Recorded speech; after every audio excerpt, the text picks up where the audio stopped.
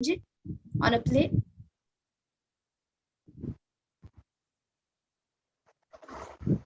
So now we will be entering into the next session where we will learn who is or what are the Akashic records and what is Akashic readings. We will be right back after a break.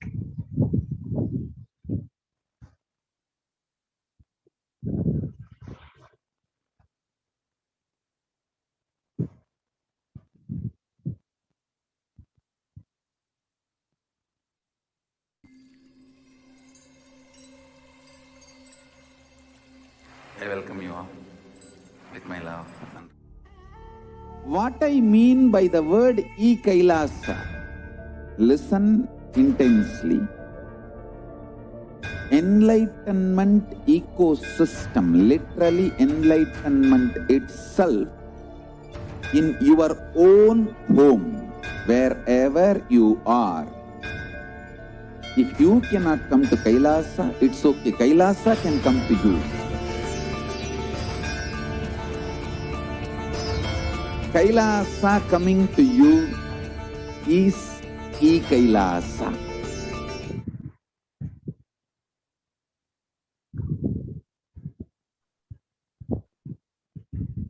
Yes, so now let's see what are the Akashic records. The Akashic records are records created in space, and whatever has happened in time is there as a file. Nothing can be destroyed. Please understand, none of your actions, thoughts, plans, emotions, words, nothing can be destroyed. Akashic records are the cosmic archives of everything happening, and will happen.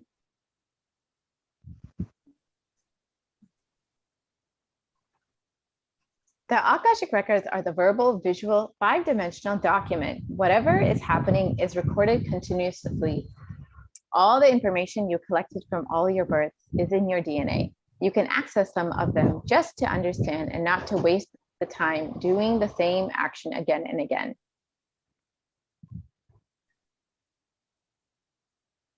So what is Akashic readings? It is not a prediction. It is readings from the cosmic archives. There is no such thing as past, present, and future. Beyond space, creation and destruction happen simultaneously. In the dimension of time starts the past, present, and future. But in Akashic records, there is no past, present, and future.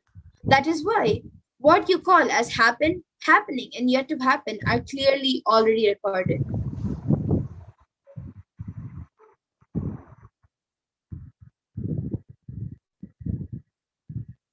So what is Akashic reading? In Swamiji's own words, nobody has a right to comment on these readings.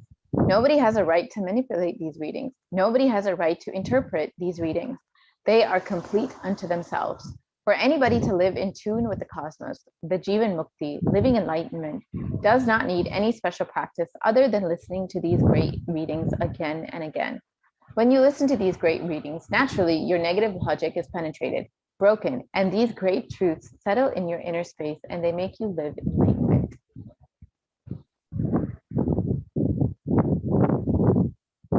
Only an avatar can decode your Akashic readings. The avatar of Paramashiva, the supreme point of Hinduism, has graced humanity with the blessings and darshan in the form of Devi Parashakti, revealing answers to questions to the yearning of seekers as solutions, breakthroughs, and liberating humanity from pain and suffering. Any answer given by Devi Parashakti is not just an answer, but a karmic breakthrough for the receiver.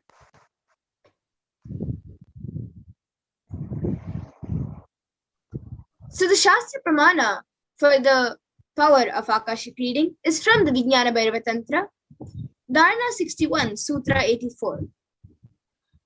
Akasham vimalam pashyan kritva drishtim nirantaram saddatna takshanat devi vairavam vapurapnuyat. The translation goes, Bhagavan Paramashiva says, looking at the spotless infinite etheric space, Akasha, beyond the sky and clouds, one should fix one's gaze from the third eye without blinking, continuously and make the body and inner space steady and motionless. In that very moment, O Devi, one attains the nature and powers of the infinite space, Bhairava.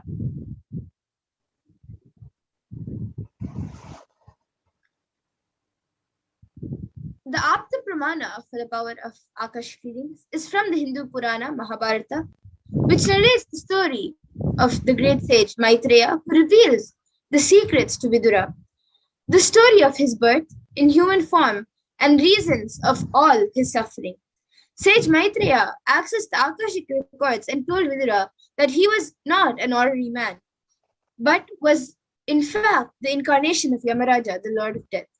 He was to play a part of a so-called Shudra for 100 years, being cursed by Manduka Muni.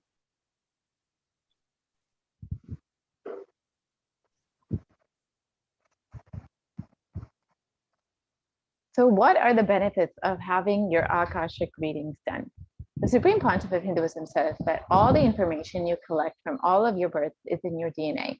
You can access some of them just to understand and not to waste the time doing the same actions again and again. Accessing the DNA code, reading the Akashic records will be useful for you to be liberated from your default future, bringing an end to binding cognitions, known and unknown suffering, leading you to the experience of enlightenment, Paramashivoham.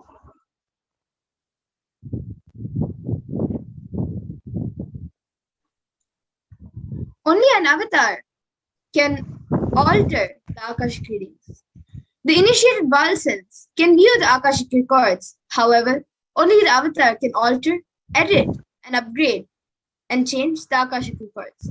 During the darshan and dikshas, the Supreme Pontiff of Hinduism blesses and upgrades the Akashic records as per the prayer of the devotee.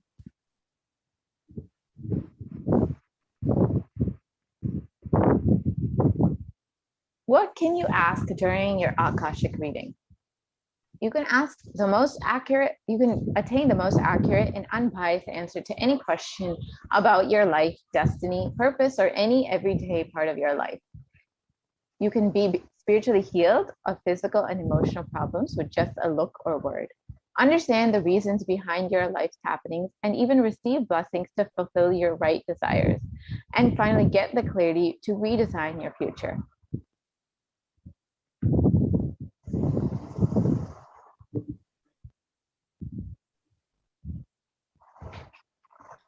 So with this, we will now be moving on to the next segment after a small break.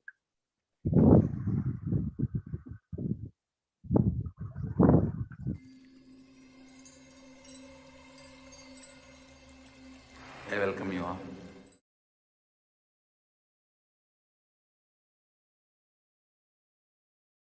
Listen intensely. Life, consciousness in you does not end while your body drops dead. It moves from different universes, vertical time zones, lives in different time zones as per its free will, knowledge, desire, but ultimately to get enlightened, complete liberation, Paramashiva Padam, your soul has to come back to this karma bhumi, the Bhumandala.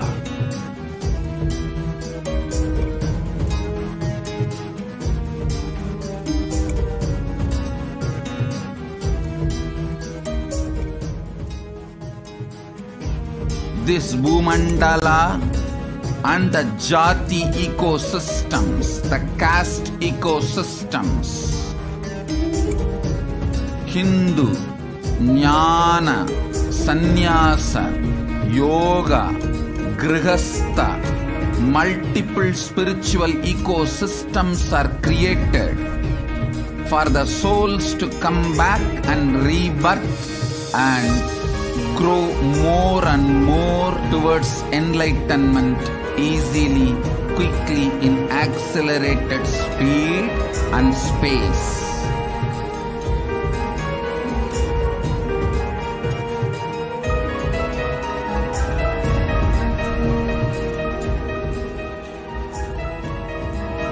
Understand the secret of Sayujya Mukti.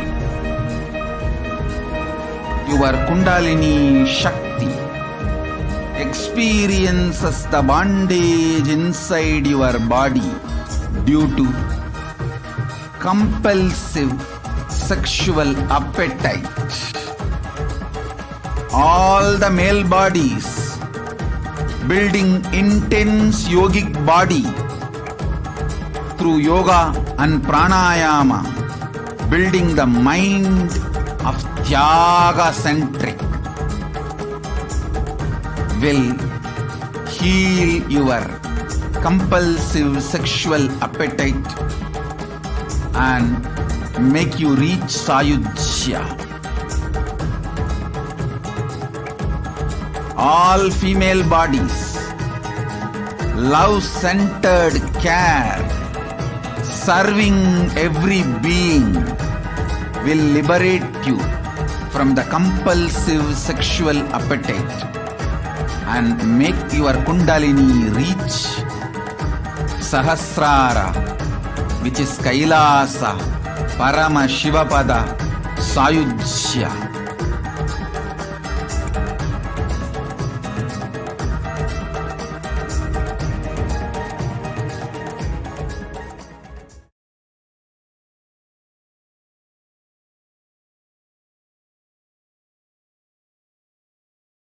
Listen intensely. Life, consciousness in you does not end while your body drops dead. It moves from different universes, vertical time zones, lives in different time zones as per its free will, knowledge, desire, but ultimately to get enlightened, complete liberation, Paramashivoham, your soul has to come back to this karma bhumi, the Bhumandala.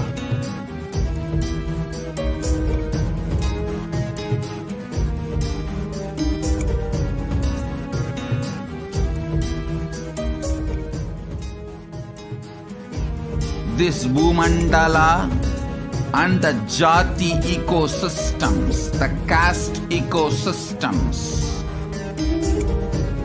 Hindu, Jnana, Sannyasa, Yoga, Grihastha, multiple spiritual ecosystems are created for the souls to come back and rebirth and grow more and more towards enlightenment easily, quickly in accelerated speed and space.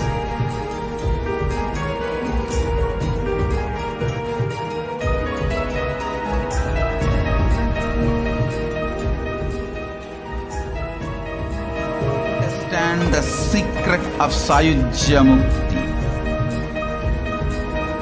Your Kundalini Shakti experiences the bondage inside your body due to compulsive sexual appetite. All the male bodies building intense yogic body through yoga and pranayama, building the mind of Tyaga centric, will heal your compulsive sexual appetite and make you reach Sayujya. All female bodies, love-centered care, serving every being will liberate you from the compulsive sexual appetite and Nithyananda, welcome back, dear viewers. So, for all of us have had a very exciting segment where we all saw about who is Devi Parashakti, what is Akashic reading, and a very interesting and a powerful manifestation of extraordinary Shaktis as well. Now, before beginning this program, we are here with a very exciting announcement for each and everybody that's watching. To all the viewers that have logged in via Facebook, YouTube, Kailasa's Nithyananda TV, Kailasa TV, and Hinduism Now TV, and various social media platforms. To every viewer, the Supreme Pontiff of Hinduism is gracing all of us very shortly today at 6 a.m. Indian Standard Time for the live manifestation of extraordinary Shaktis as well. Now, before beginning this program, we are here with a very exciting announcement for each and everybody that's watching. Each and every one of you are going to be, to all the viewers that have logged in via Facebook, YouTube, Kailasa's Nithyananda TV, Kailasa TV, and Hinduism Now TV, and various social media platforms. To every viewer, the Supreme Pontiff of Hinduism is gracing all of us. I welcome you all with my love and respect. Let you all open all your three eyes. Sorry for the technical glitch. Hope all of you are able to hear us now. We apologize for the technical glitch that happened. So we have a really exciting news for all of you. We are going to be having the live darshan followed by the live Nithyananda Satsang of the Supreme Pontiff of Hinduism, Jagat Guru Mahasanidhan, His Divine Holiness Bhagavan Shri Nithyananda Paramashivam. The satsang is something that everybody loves and they're just waiting for it. And yes, today, just a few more hours. Live at 6 a.m. Indian Standard Time, we are going to be having the Nithyananda Satsang, direct divine audience with the avatar himself. So now, before we enter into that, we are going to be going through a set of slides where we are going to be sharing with you some information that actually explains to you about how what had actually happened, what Devi had revealed, and what had happened. So now let's enter into the segment now. We request the slides to be projected. And we also request everyone to share this news that today we are going to be having the live Nithyananda Satsang to everyone so that we are able to invite and so that no one misses out this amazing announcement. Now, Devi, when they reads the Akashic readings, she answers millions of personal questions. And at that time, out of her compassion, she reveals certain sacred, secret, powerful truths. One such revelation was And about we also the request birth everyone to share this news of how the Hindu birth happens. It's a very powerful revelation. I think after Devi revealed this for a few days, and all the discussions were on this, and people were all hearing it again and again because it took so much of time for us to digest it. Here we are going to see how the science has caught up with what Devi has revealed and scientific evidences of exact revelations of Devi Parashakti. Here Devi Parashakti had revealed about the birth of a Hindu.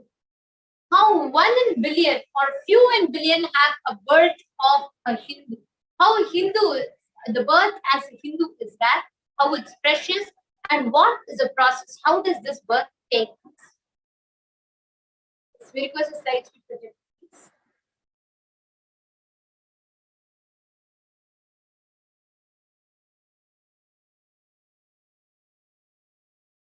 We request the slide to project.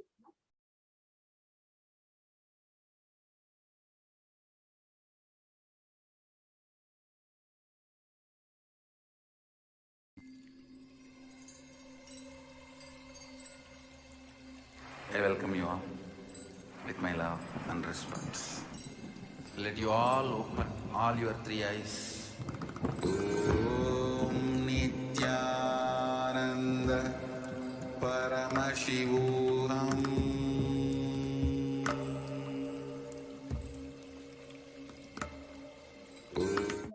Let's now listen to what Devi Parashakti had revealed. நன்றாய் கேட்டுக்கொள். உன் கேள்விக்கு உன்மூலமாய் உலகெங்கும் இருக்கும் இந்துக்கள் எல்லோர்க்கும் அளிக்கின்றேன் உத்திரம். கேட்டு வாழ்ந்தால் உங்கள் வாழ்க்கை பத்திரம். நன்றாய் கேளுங்கள். பிறப்பின் ரகசியத்தை பிறப்பிலா பெருமை உடைய பரமேஸ்வரி சொல்லுகின்றேன் கேளுங்கள். அண்டஜம், யோனிஜம், ஜலஜம், பீஜம் எனும் 4 விதமான பிறவிகளில் 84,000 யோனிகளில் பிறக்கும் பிறப்புகளிலேயே பெருமை வாய்ந்ததும் உத்தமமானதும் மனிதப் பிறவி. அந்த மனிதப் பிறவியிலும் பலமுறை பிறந்து உழன்று அரசியல், பொருளாதாரம், சுகபோகம், தர்மம், அர்த்தம், காமம் எனும் ஆசைகள், துக்கங்கள், அச்சங்கள் அனைத்திலும் அழன்று உழன்று இனி வேண்டாம் இப்பிறவி, வேண்டுவது மோட்சமே என்று முடிவெடுத்தோர்க்கு மட்டுமே ஹிந்து மத யோனிஜம், ஹிந்து பெற்றோர்க்கு பிறந்திடும் சனாதன ஹிந்து தர்ம யோனிஜம். மனித பிறவி உத்தமம், சனாதன ஹிந்து தர்ம மனித பிறவி உத்தமோத்தமம். இந்த உத்தமோத்தம பிறவி எடுத்த எல்லோருக்கும் ஜீவன் முக்த விஞ்ஞானத்தையும் சனாதன தர்மத்தையும் காக்கின்ற கடமையும் உண்டு.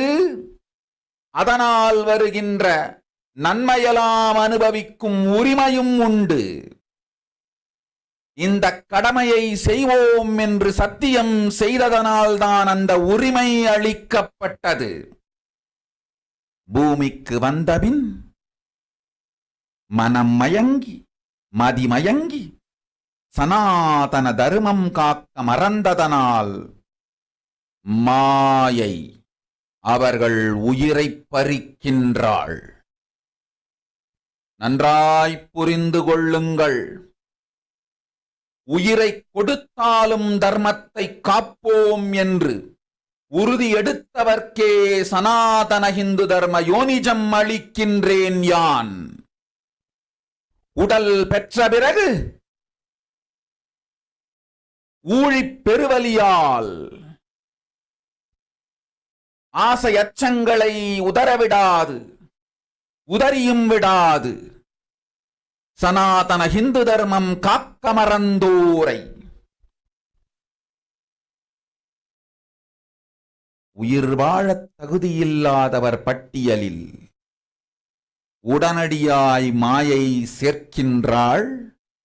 அதனால் ராட்சசர்களும் அசுரர்களும் தானாகவே இவர்கள் உயிரை எடுக்கின்றார். நன்றாய் புரிந்து கொள்ளுங்கள். உயிரை கொடுத்தாலும் தர்மம் காப்போம் என்று நிற்பவர்க்கு நிலைத்திடும் வீரஸ்வர்க்கமும் கைலாச பதவியும் எக்காரணம் கொண்டும் தர்மம் காக்க மறந்த உத்தமோத்தம ஜனனமான சனாதன ஹிந்து ஜனனம் பெற்ற மக்களுக்கு இல்லை வேறு கதி. சனாதன ஹிந்து தர்ம மனித ஜனனம் உத்தமோத்தம மனித ஜனனம். உங்கள் உரிமை உலகில் அதிகம். உங்களுக்கு கடமையும் உலகில் பெரிது. தர்மம் காத்தலே கடமை. தர்மம் காக்காதார்க்கு உயிர் வாழும் உரிமை இல்லை.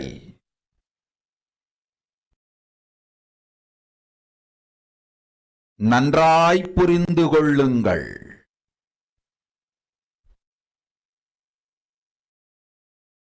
உத்தமோத்தம பிறவியான சனாதன ஹிந்து தர்ம பிறவி எடுத்த எல்லோரும் புரிந்து கொள்ளுங்கள். உங்கள் வாழ்வின் முதற்கடமை தர்மம் காத்தல். தர்மம் காக்க தர்மம் உங்களை காக்கும். சனாதன ஹிந்து தர்மம் காக்க மறந்திட்டால் வாழும் உரிமையை நீங்கள் இழந்து விடுகின்றீர்கள். அதற்கு மேல் வாழ்ந்தென்ன அழிந்தென்ன? பூமிக்கு பாரம் குறையட்டும் என்று அசுரர்களும் ராட்சதர்களும் உங்களை உண்டு தீர்க்கின்றார்கள். அதையும் மாயை கண்டு சும்மாவிருப்பாள். பிரபஞ்ச ரகசியத்தை, பிறவியின் ரகசியத்தை உலகிற்கெல்லாம் உத்தரமாய்ச் சொல்லிவிட்டேன். புரிந்து வாழ்வில் நடந்து உயிரை பத்திரமாய் பார்த்துக் கொள்ளுங்கள். அன்னை சொல்லும் அருள் சத்தியம் இது. ஓம் ஓம் ஓம்.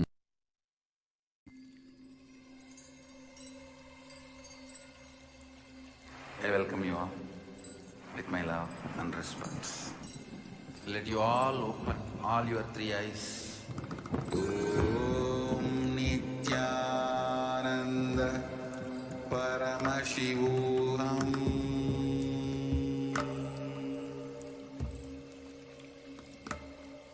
Om Nithyananda Paramashivoham.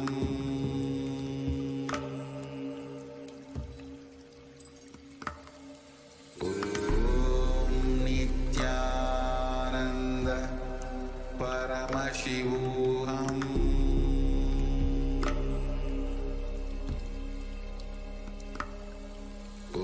Om Nithyananda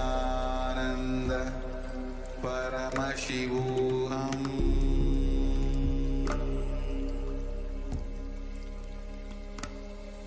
Om Nithyananda Paramashivoham. Paramashivoham.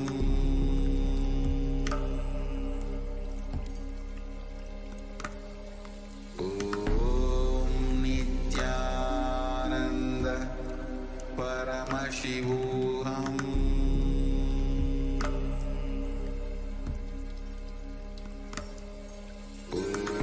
Om Nithyananda Paramashivoham.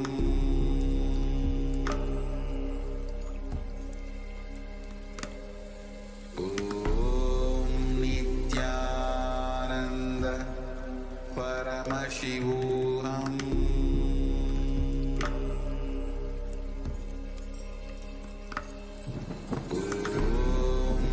Nithyananda Paramashivoham.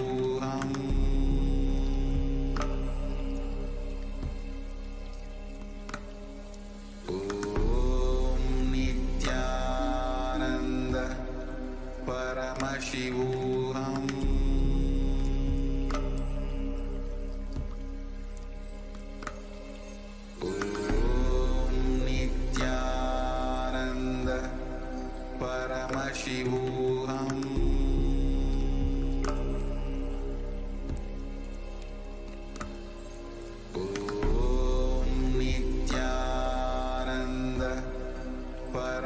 Paramashivoham.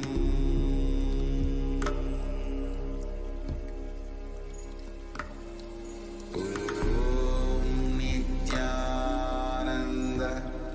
Paramashivoham.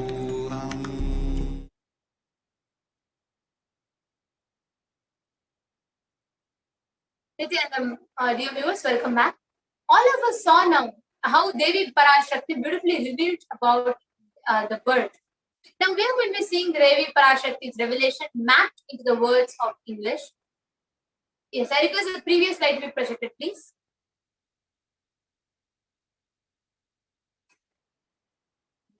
Devi revealed, listen, Andajam, Yonijam, Jalajam, Bijam. Like this in 4 types of births. In 84 million yonis. In all these births, the most greatest birth of them is human birth. The next slide. And out of all the, even in that human birth, being born and toiled many times after getting burnt and toiled in politics, in finance, in luxuries, in dharma, artha and kama. The next slide. And those who decide of not wanting this birth, wanting only moksha, only those will have the Hindu dharma yonijam, the Sanatana Hindu dharma yonijam of being born to Hindu parents. Human birth is uttamam, best. Sanatana Hindu dharma, human birth is uttamottamam, the best of the best. Everyone who took this Uttamottama birth has the responsibility of protecting the signs of living enlightenment and Sanatana. These are all just Parashakti's words that we have mapped in English. And also, they have the right to experiencing its benefits. This right was given to them because of their commitment given by them to do this responsibility.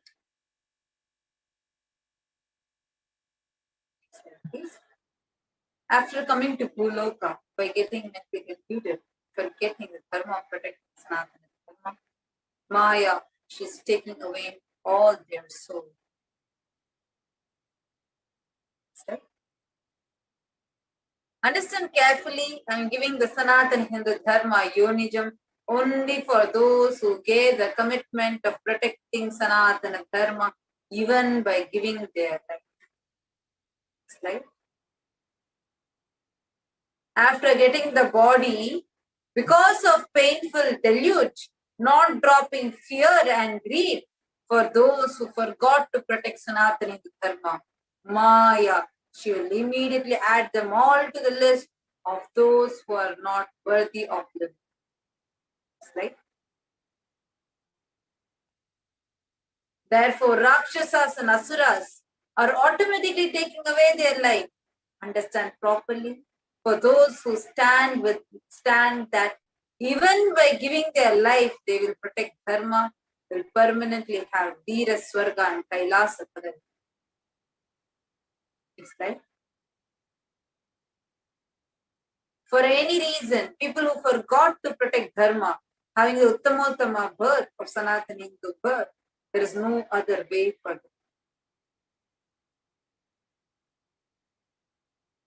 Sanatana Hindu dharma, human birth, is Uttamottama human birth. Your rights in this world are immense. Also, your responsibility in this world is large. Protecting dharma is the responsibility. Next slide.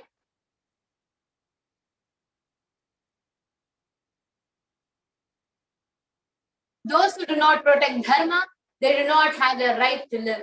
Understand properly, all those who took the Uttamottama birth, which is Sanatana Hindu dharma birth, all of you understand. Next slide.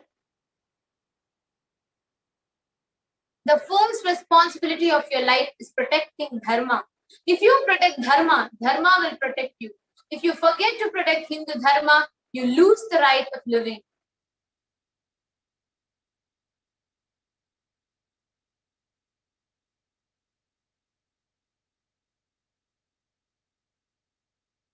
After that, what bothers whether you live or get destroyed?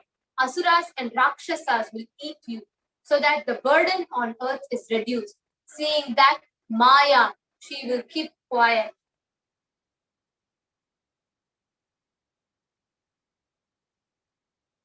Now let us see what is the responsibility of Hindus.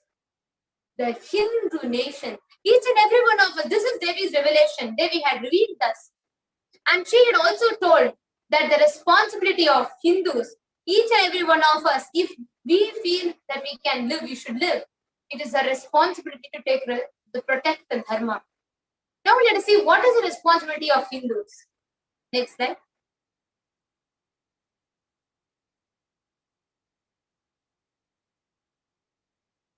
Hinduism represents the most ancient, yes, yet progressive indigenous spiritual tradition. It is an open framework model of civilization which stands for global peace, vegetarianism, non-violence, yoga, worship of nature, temple-based living, manifesting spiritual powers and inherent divinity of every being. The next slide. The Hindu nations were the ecosystems where more and more enlightened beings could be produced, so that enlightened civilizations could be kept alive and its greatest gifts shared with the world.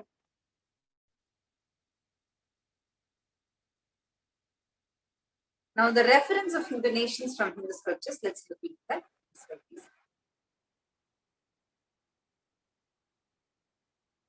The Ramarajyam, in the nation ruled by Bhagavan Sri Rama himself. There were no widows to lament, nor there was any danger from wild animals, nor any fear born of diseases. The world was bereft of thieves and robberies. No one felt worthless, nor did old people perform obsequies concerning youngsters. Every creature felt pleased. Everyone was intent on virtue.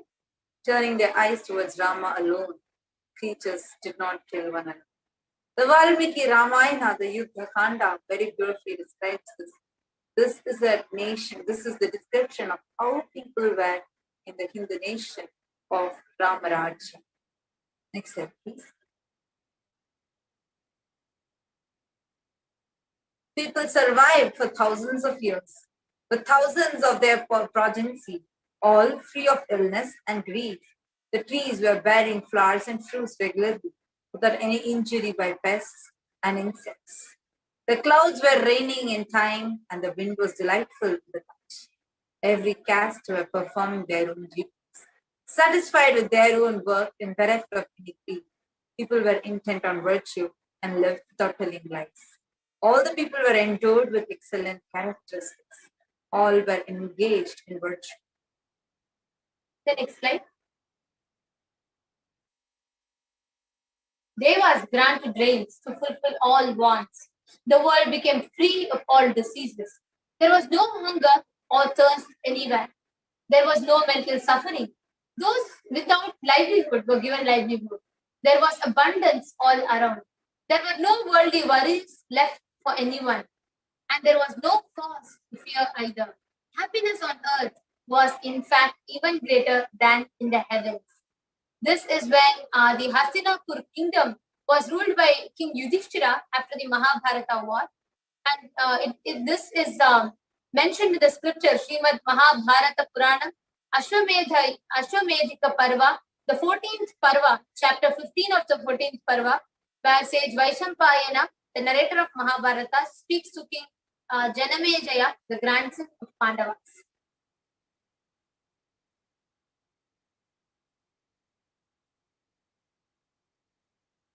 Now let us see what are the contributions of Hindu nations. Hindu nations had and has so much to contribute to the world in every field. Enlightenment, health, medicine, art, science, technology, aviation, dance, music, clothes and jewelry, social system, judicial system, political system, legal system, and much, much more, whether even in the line of fashion, whether in the line of beauty, whether in the line of architecture, whether it's in the line of mathematics, every field, we have something huge, something phenomenal to contribute and have been contributing. Now, how were Hindu nations destroyed? If they were this prosperous, they were contributing so much. Now, how were they destroyed? Next slide, please. The destruction of Hindu civilization, the Islamic invasions, which happened from 800 to 1700 AD. All of you can see the And photo this was that the all of you physical see. destruction of Hinduism. The photograph that all of you are seeing shows how the Mughal soldiers, the Islamic soldiers, barbarically are carrying the heads of Hindu priests, and all the Hindu men, their heads were cut, they were beheaded, and their heads were stuck to the spear, and they were holding that and going on a parade to threaten all the Hindus and to convert all of them into Islamic religion. And also it was a very brutal, barbaric way the invasion happened. Next slide, please. Here we can see actually the whole Islamic invasion was physical. The destruction was terrifying. In fact, in Will Durant, in one of his books in 1935, he quotes that the Muhammadan invasion in India was one of the bloodiest in the history. Such was a physical destruction that were caused, where Hindu mothers were made to wear the garland of the dead bodies of their own children. Hindu women were forced to wear garlands made of their bodies of the children. Understand? Their husbands were beheaded, thrown into fire, alive. When they are alive, they were put into boiling oil and boiled. Understand, what I'm describing is not even 1% of what torture we as Hindus have been facing for centuries now. You all can see, this is just a sample image that you're able to see, just a small painting which describes, which just shows how the children, the small young children were cut into pieces by the Islamic invaders and made into a garland and put on the mothers who were widowed by the same barbaric invaders, the Islamic invaders. All of you can see, this is the photograph that shows it. For the slides, please. See the level, see the barbarism in the level of this destruction.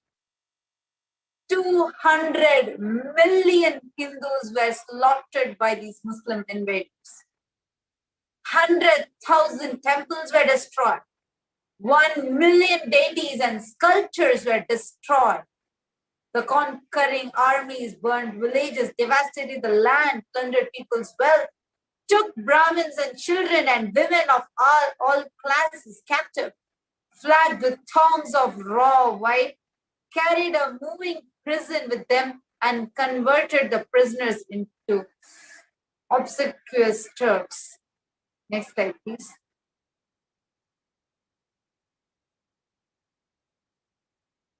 The next was the British occupation. What was once a prosperous, rich nation, which was filled with gold and pearls everywhere and prosperous. It was so prosperous and was thriving as the most richest economy. Actually, here one should note, just before we enter, we also saw how in the Mughal invasion, it was more of physical destruction. During the British invasion, the colonization by the British, it was economic and psychological destruction of the Hindu civilization.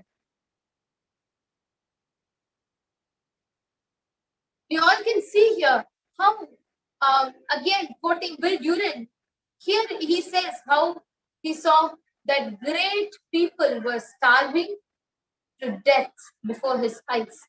And he says, I'm convinced that this exhaustion and starvation are due not at their beneficiaries' claim to overpopulation and superstition, but the most criminal exploitation of one nation by another in all recorded history. This is quoting Will Durant, again in his 1930 article. Next we can slide, go to the please. next slide.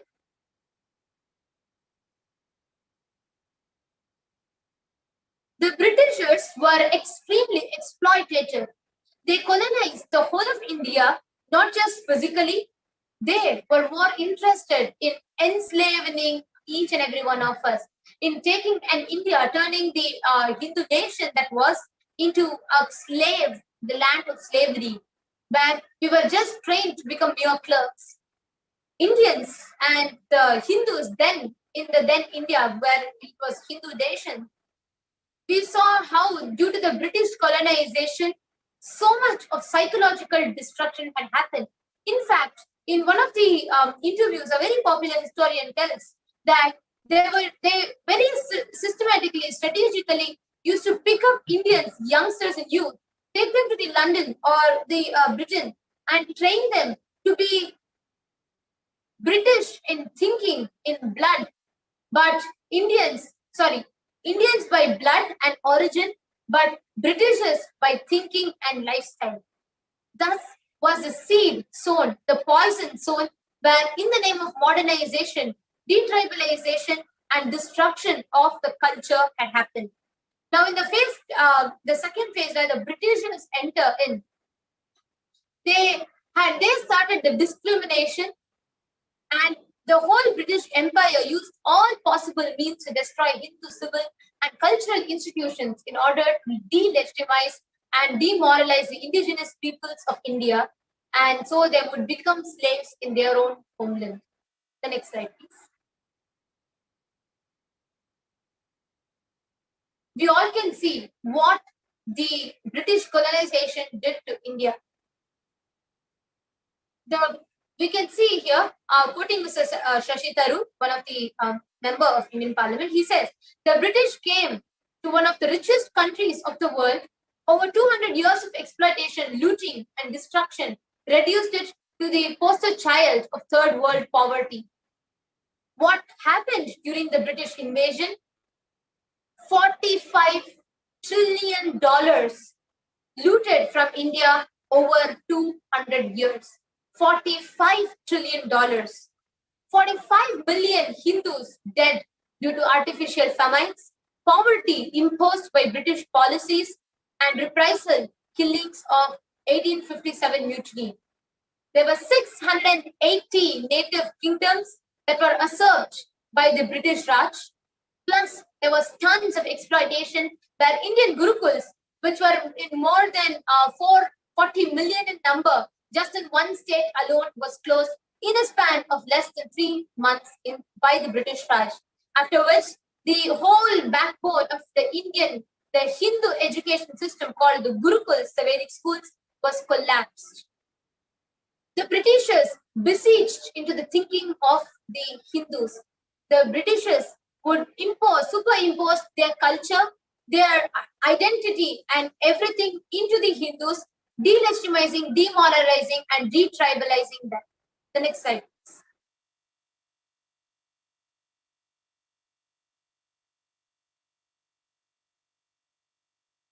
The next was the secular India, where they brought in the term of secularism. Brown faces, British attitudes and policies towards Hindu. The next slide, please.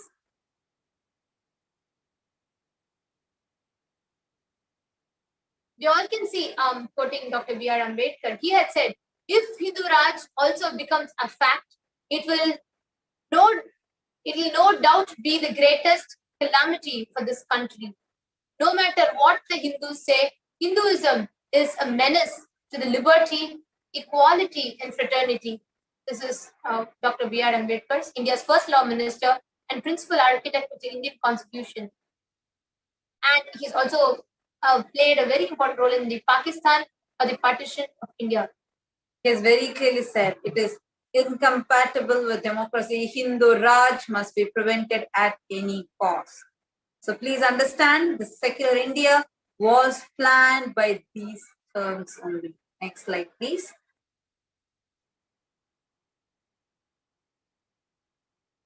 The modern Indian legal system, academia, and media all systematically undermine, suppress, delegitimize Hindu institutions and culture.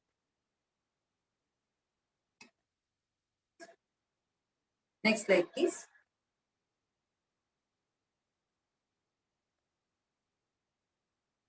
Media narratives used to stereotype and demoralize Hindus. All of us have seen how many movies and posters and advertisements, everything used to delegitimize, demoralize, and continuously attacking Hinduism. Bollywood and other mainstream media outlets continuously portray Hindu gods and gurus as cartoonish, dishonest, corrupt, sex friends in a manner similar to the British imperial propaganda. Media narratives are used to shape human consciousness and further political agendas. Racist British colonial stereotypes portraying Hindus as superstitious, backward, dishonest, and corrupt are perpetuated by their brown British successors in the modern India. Unabated. Understand, we have seen this, seeing this every time, continuously seeing this. Even now, so many Westerners who have no introduction to Hinduism other than the media, what they're seeing, many are terrorized even if they hear the word Hinduism, because many believe Hindus do black magic.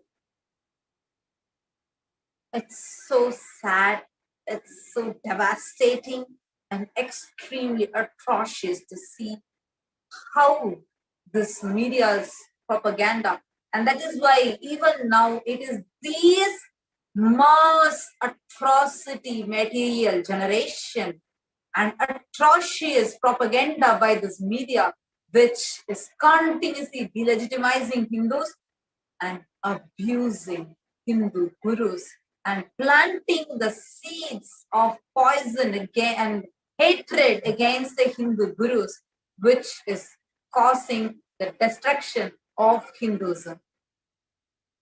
Next slide, please.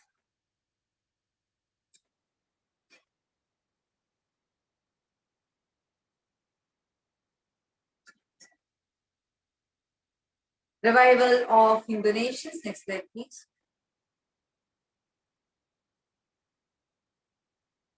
During the time of Mahabharata, we, the Hindus, had 56 deshas, countries, 200 states, 1,700 samasthanas, provinces, and 10,000 sampradayas, traditions.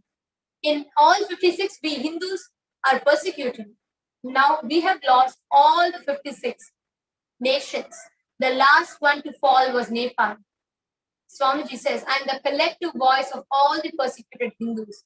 I will revive and rebuild a Hindu nation, built on Vedagamic principles as a refuge for all practicing and aspiring Hindus, a safe haven for all persecuted Hindus. The Supreme Pontiff of Hinduism, Jagadguru Mahasannidhanam, His Divine Holiness Bhagwan Nithyananda Paramashivam quoted us. Next slide, please. The revival of Kailasa, the Hindu nation, is for reviving this whole life of enlightened civilizational nation and all great things it has to offer to the world.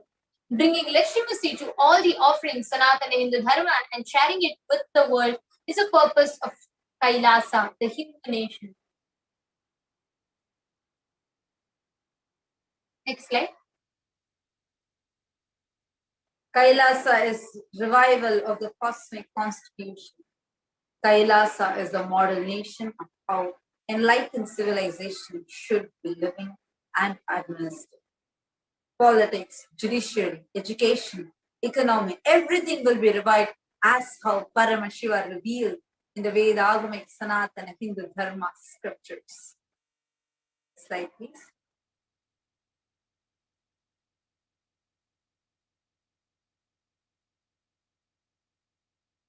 Being one of the most persecuted civilizations, Hinduism is on the brink of extinction, such that the next generation may know about Hinduism only through its statements. What can we do to stand up for Hindu civilization and all that it has to offer to the world? Next slide, please. Today, Hinduism is a political orphan. The preservation and restoration of Hinduism's spiritual and cultural heritage is impossible without a political identity. What is a step that we Hindus can take to save Hinduism? All those who are born in the Hindu Yonism, what can we do to save Hinduism? The next slide. We can reclaim our Hindu identity. Reclaim your Hindu identity. Next slide. Hinduism is responsible for our successful life. If you're healthy, happy, wealthy, respectable, rich, have a stable family, successful, and have the best mental health, Hinduism is responsible. Hindu identity is responsible. Hindu scriptures are responsible. It is the Hindu scriptures which give us the best mental setup. All the best things that we have is because of the Hindu scriptures, the powerful cognitions that they teach us.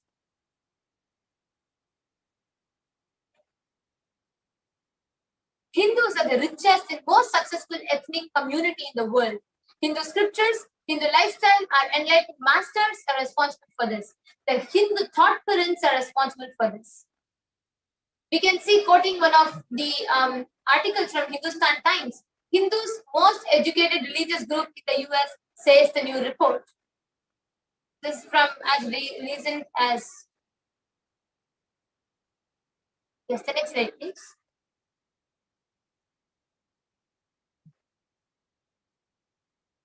Yes.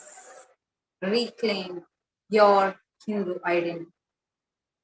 Not just anti-Hindu elements being active is a problem. It is responsible Hindus who are being inactive that is responsible for this whole destruction of Sanatana Hindu Dharma.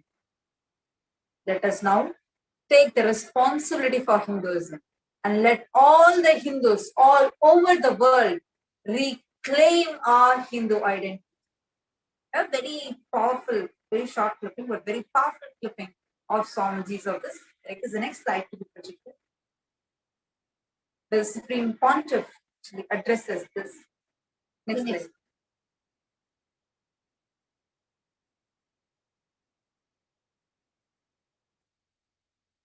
According to the WHO, globally, more than 284 million people of all ages suffer from depression.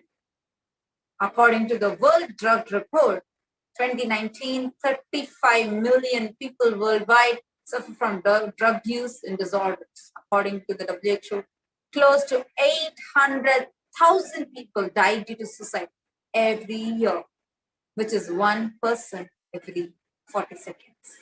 That is, by the time we finish the statement already, one person is dead.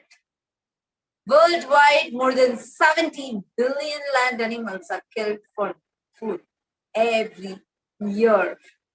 It is the responsibility of Hindus to revive this enlightened civilization. Again and again, give all the gifts of the enlightened civilization to humanity. It is only by the revival of Hinduism all these problems are going to be having a full stop. Revival of the enlightened civilization, the Kailasa, the Hindu nation, is the survival need for humanity. Next slide, please.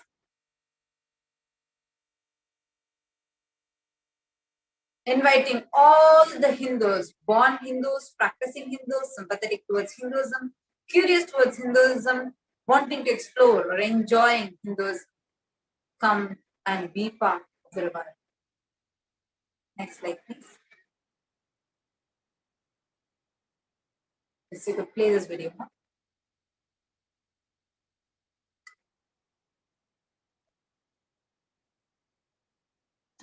Contribution.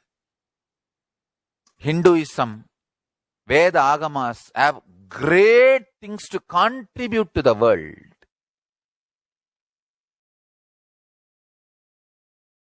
Like the great power manifestation science, the ancient culture and arts, the ancient lifestyle truths the ancient medical practices and medicinal knowledge, the ancient indigenous cultural heritage and jewelry, perfume, dance, music, in every level, Hinduism has so much to contribute. Veda, Agamic traditions have so much to contribute to share all this with the world, to contribute to the world.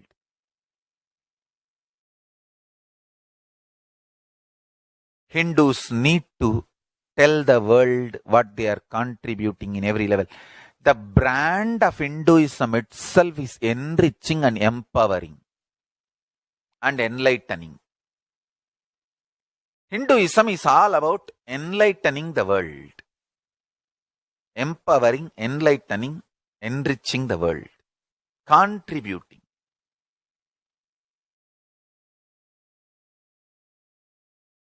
That is our spiritual life. That is our spiritual strength. That is our spiritual core principle.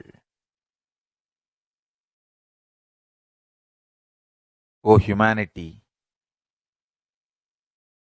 I request you with folded hands, some one corner of the world, if you just give me few hundred acres, I will keep this whole science alive. Leave it for the whole humanity freely.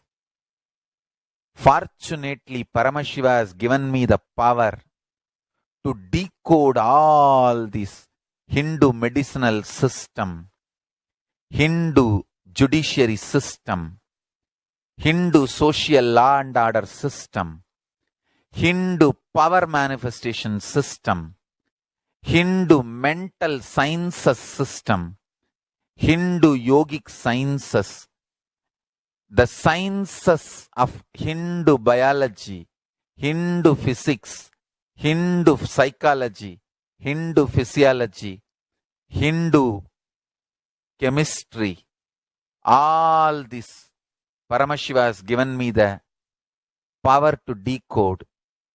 Whatever the remaining scriptures are available with the humanity, Paramashiva has blessed me, and I have collected, not only I have collected and organized, I can decode. This whole science can be kept alive in any one corner of the world. Just few hundred acres are given for me to live peacefully and exist peacefully. I can store this whole thing alive and contribute it to humanity. Humanity can become better and better and better. I can make the planet Earth so much better place to live. I am here to contribute, and I will continue to contribute.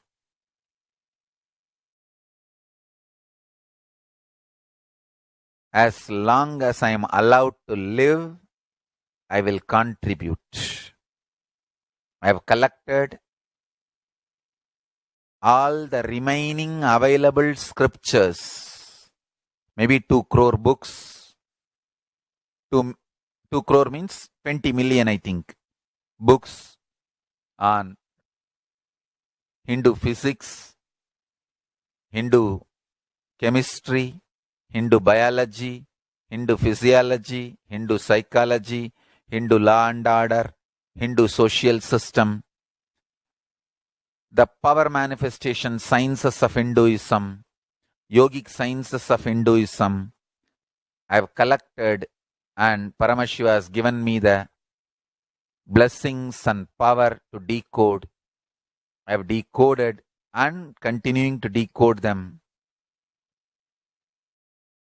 If the humanity somebody is kind enough to give me few hundred acres in one corner of the world and let me live peacefully, I can keep all the scriptures there and go on sharing with the world, revealing these whole sciences to the world, and go on contributing. I don't need anything other than one cup of curd rice every day. That's all. A cup of curd rice per day over. I can go on be giving this to the world.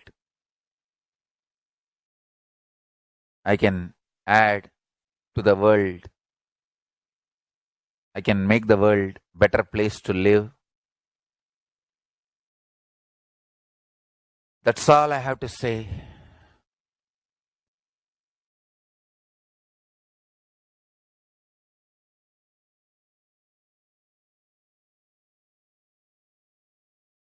Thousands of medicines are described detail in ancient Siddha and Ayurvedic scriptures. Paramashiva has given me the power to decode them, read them, and properly translate and map them to the modern day human language.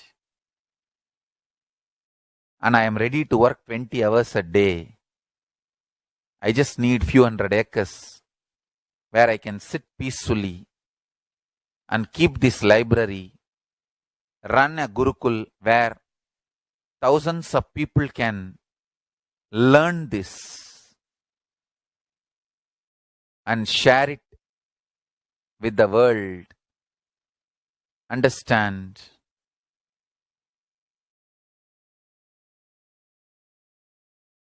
I am only interested in contributing.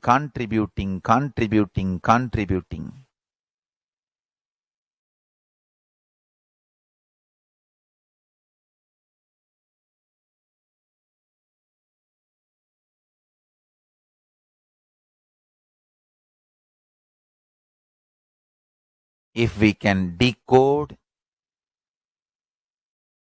all this great knowledge, whole world can prosper from this knowledge. Whole world can enjoy from this knowledge. If I prosper, I will only create a university. I will not create anything else. If the Hindus prosper, they will only create education institutions. Because Hinduism is all about giving, contributing. If I prosper, I'll create university, that's all. Kailasa is all about university to decode the ancient sciences and share with the world. Understand? Every day I am sitting and going on decoding, writing notes on my books and writing details on my books. Whether it is making human beings manifest powers, and I have also now started downloading and decoding the science of making animals manifest powers. Whether making people manifest powers or healing,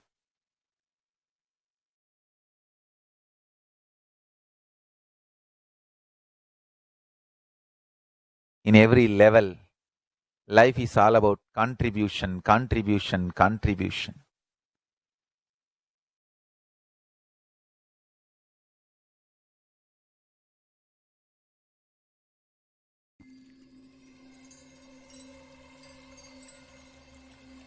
I welcome you all with my love and respect.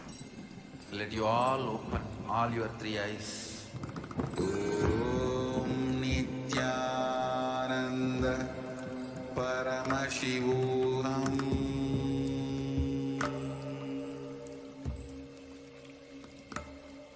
Om Nithyananda Paramashivoham.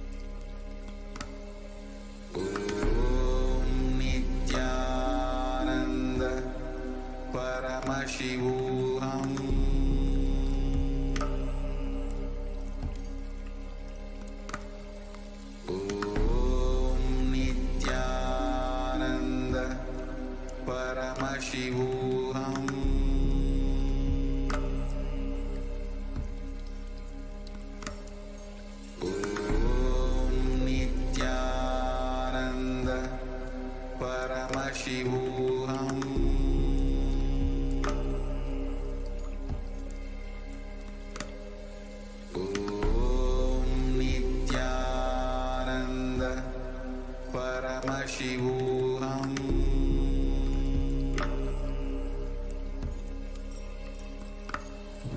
Om Nithyananda Paramashivoham.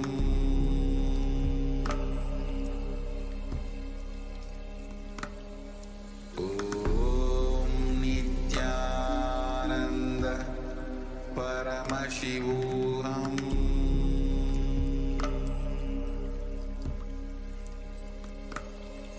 Om Nithyananda Paramashivoham.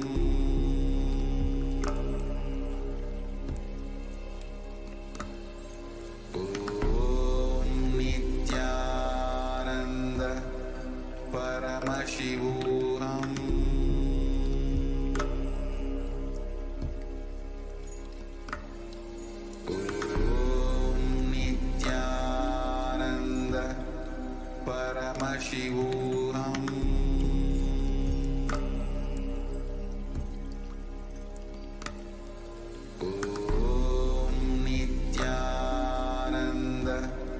Paramashivoham. Om Nithyananda Paramashivoham.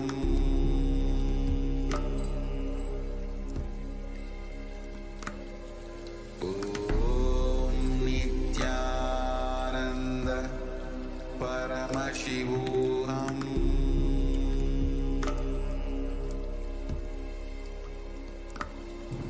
Om Nithyananda Paramashivoham.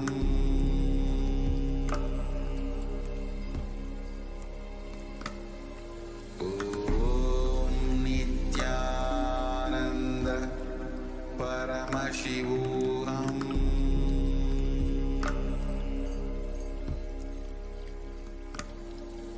Om Nithyananda Paramashivoham.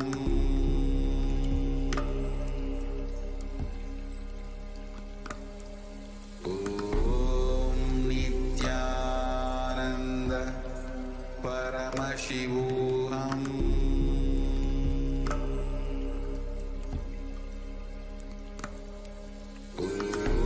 Om Nithyananda Paramashivoham.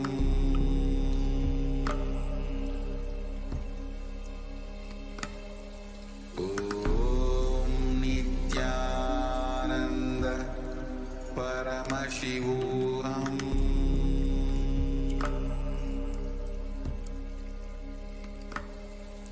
Om Nithyananda Paramashivoham. Om Nithyananda Paramashivoham.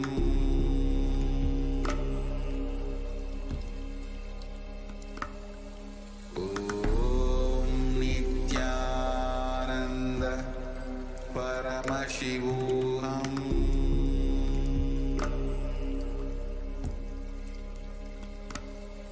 Om Nithyananda Paramashivoham.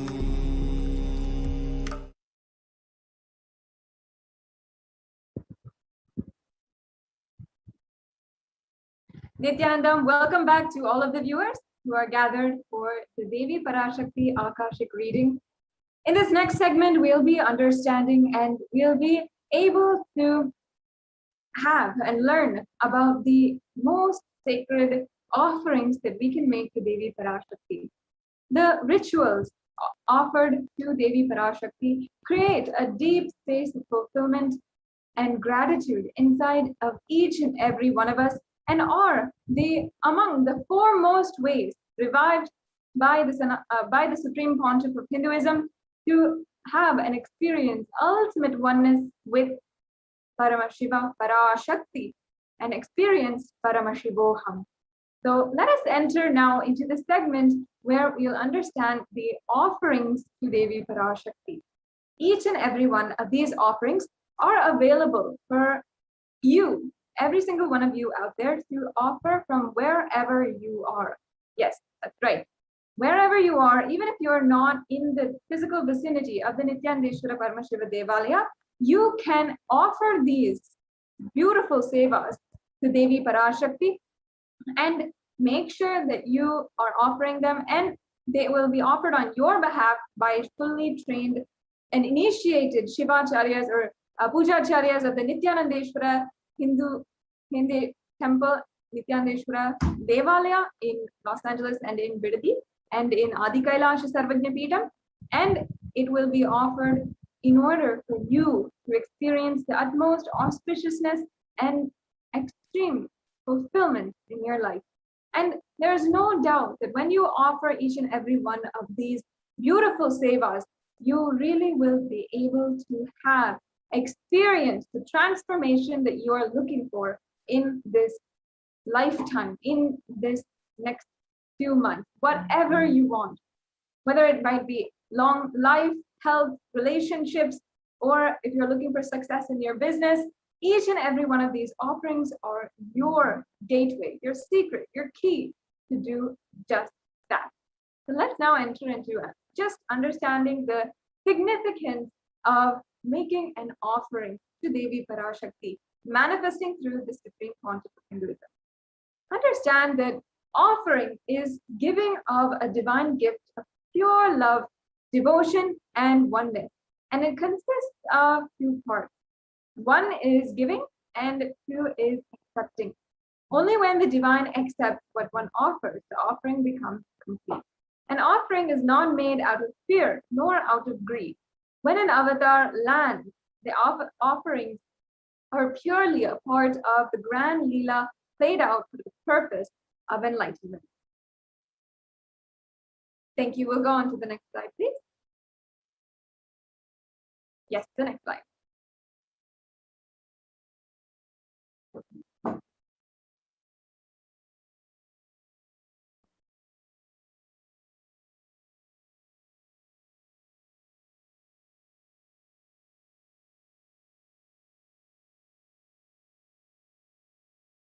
Yeah, we can go on to the next slide.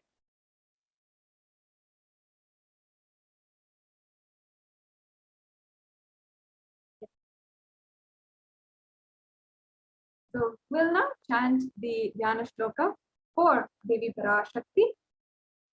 Induniva Veda Karavakni Nayanam Syat Pankajaravara Bhaya Japa Kshara Yuktam Angahima Bhushana Vichitra Vasanam Syat Tunga Mukato Jvala Manonmani Swarupam.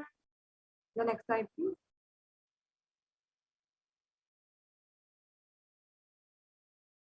And now we'll chant the English translation. Moonlight face holding the Vedas or the book in the hand and fire in eyes, with lotus flower gracing and blessing hands, and one hand holding the Japamala, beautiful decorated with jewel ornaments in wonderful clothes and shining bright crown. Her name is Manonmani. This Shastra Pramana is from the Moolagama Manonmani Dhyanam. The next slide, please.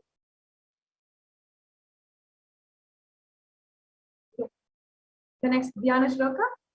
Dhyaye Devim Trinetram Shashibhava Dhanam Vedahastam Dadanam Davye Padmam Varadamapare Jabhayam Chakshamalam Divyera Varnavair Bhushitatanum Brahmadibhihi Pujitam Devimeva Manonmanim Pradidinam Kamarthadhyantrim Shubham.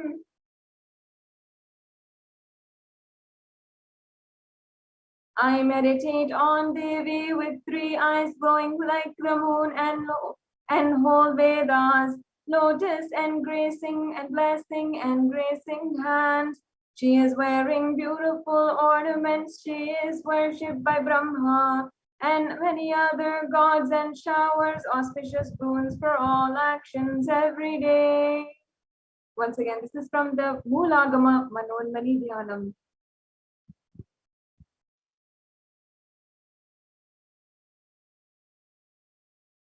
Now, let us understand the significance of the divine element of gold.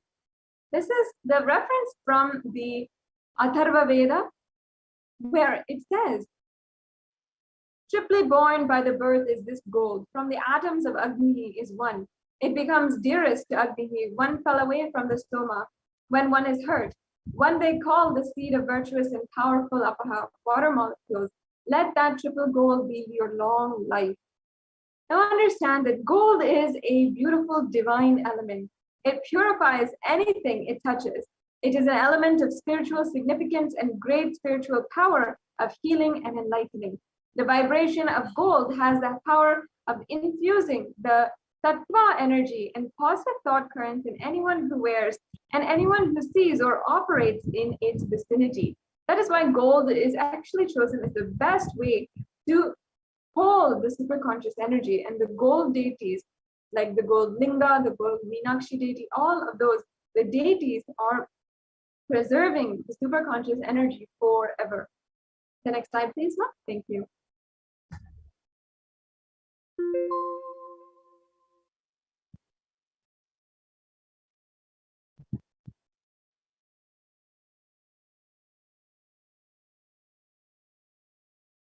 Yes, so gold is present in all of the Vedic scriptures, including the Agamas, the Vedas, the Shrutis, Smritis, Itihasas, and Puranas.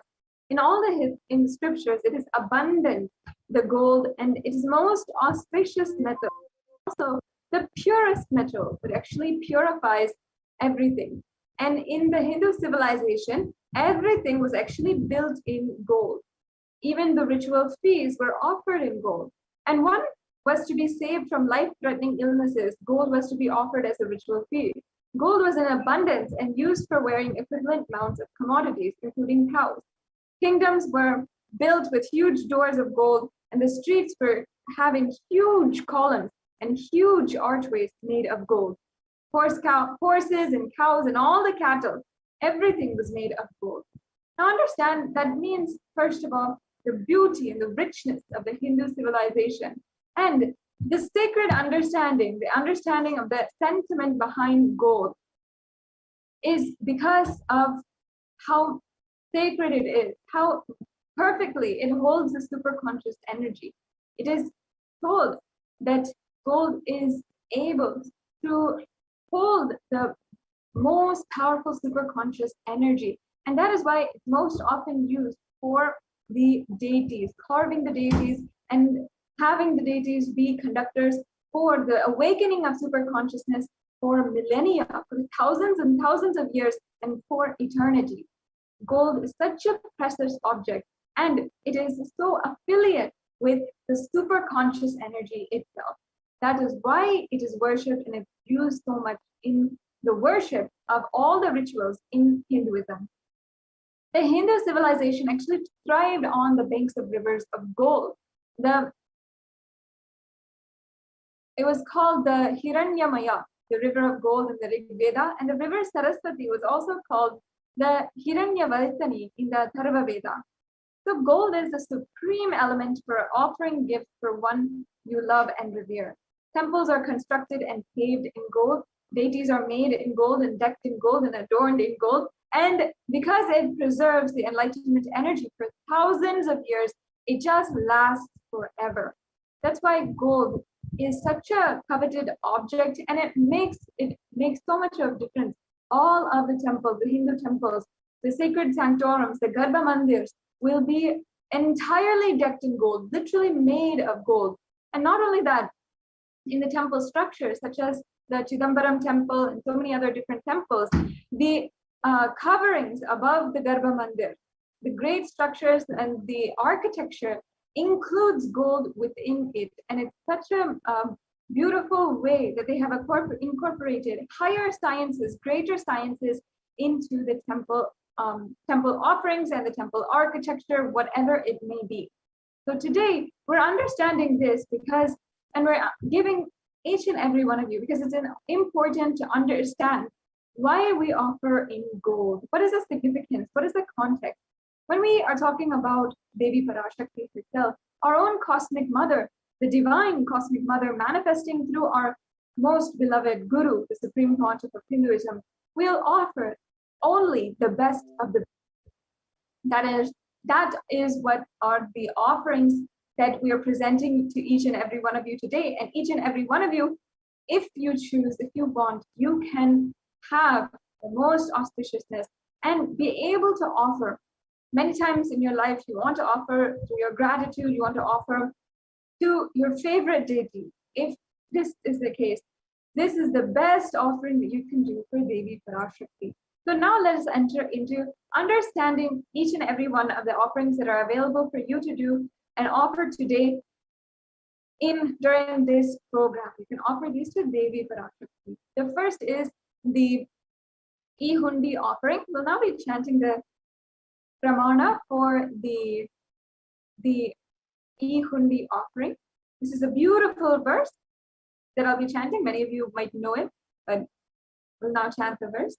Bhakti Priya Bhakti Gamya Bhakti Bhashya Bhayapaha Shambhavi Sharada Radhya Sharvani Sharmadayini. Devi is fond of true devotion and realized through true devotion. She can be won over through true devotion and she removes all fear. The next slide, please.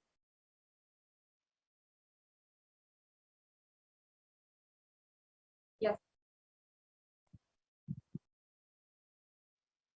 Oh, can we go back to the previous slide?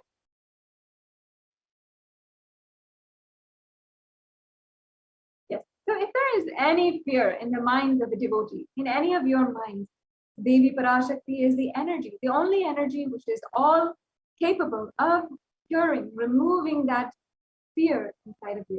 It is stated that Devi likes to be worshipped in the autumn. Here, it is meant that autumn of our lives, when we turn more and more inward, autumn being right before winter, right before when we have any kind of adversity in our lives or we're facing the winter of our lives, there is an autumn when slowly things are starting to slow down for you. And you will see in your inner space more and more thoughts are turning inwards. You're trying to understand deeply the reason for your existence, the reason for your future, what's going to be in your future, and so forth. That is what we mean here by the autumn of our lives. Devi, in this time, is known to be worshipped, and at this time, when you worship her, you become more and more stronger, and the worship itself yields so much of benefit in your life. Now, just to break down the translation of the previous verse, Shambhavi means the consort of Shambhu or Lord Shiva. Sharadharadaya means, Sharadharadhya means worshipped by Sharada, Saraswati, and Sharvani means the wife of Lord Shiva. The Linga Purana actually says that the Lord Shiva is called Sharva in his earth form. And Sharmadhayini means Devi who bestows happiness on devotees. And today, through this E-Hundi offering, you can offer your gratitude and devotion to Devi Parashakti and ensure that all the auspiciousness comes towards you. Now, if you're interested in any of these offerings, you can go to tiny.cc/Devi-offerings. And if you're interested in learning more as well, or even if you're not ready yet and you just like to learn more or have some help in manifesting any of these offerings, you'll be able to find more information and we'll definitely be able to give you more information. So stay tuned to understand that. Next slide, please. Yes. Yes. So now we'll be chanting, or now we'll be understanding the Sankalpa chanting, which is one of the offerings that you can make to Devi Parashakti. Yes, now we'll be moving on to the next offering of Sankalpa chanting. So the Devi Mahatmyam from the chapter 12, verse 34, it says, Tayaitan mohyate vishwam saiva vishwam prashuyate saya chitta cha vijanam tushta rudhim prayaschadi. Yes, and the English translation now will be chanting. The goddess enchants this universe, and she herself gives birth to this universe. That goddess, being prayed without interest in anything, gives that knowledge that leads to salvation and gives wealth in the materialistic sense. Yes, you can offer the Sankalpa chanting, the conscious resolution, and receive Parashakti's blessings for whatever you want to manifest in your life, whatever wish you're yearning to manifest. You can actually offer the Sankalpa chanting. It is as less as $1 only. So you can offer it to Parashakti, and your names would be chanted when the puja is offered to Devi Parashakti. So you can go ahead to the link tiny.cc/Devi-offerings and offer the Sankalpa chanting to Devi Parashakti. Yes, now we can go on to the next slide.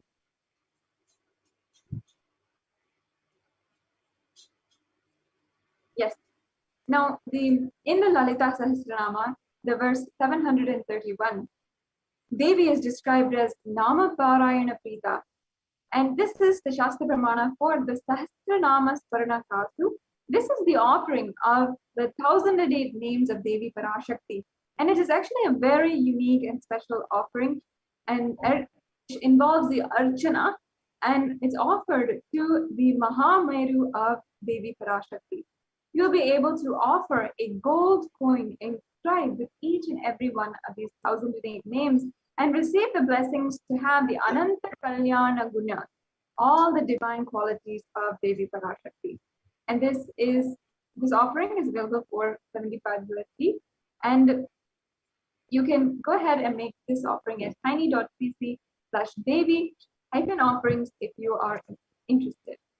The next slide, please.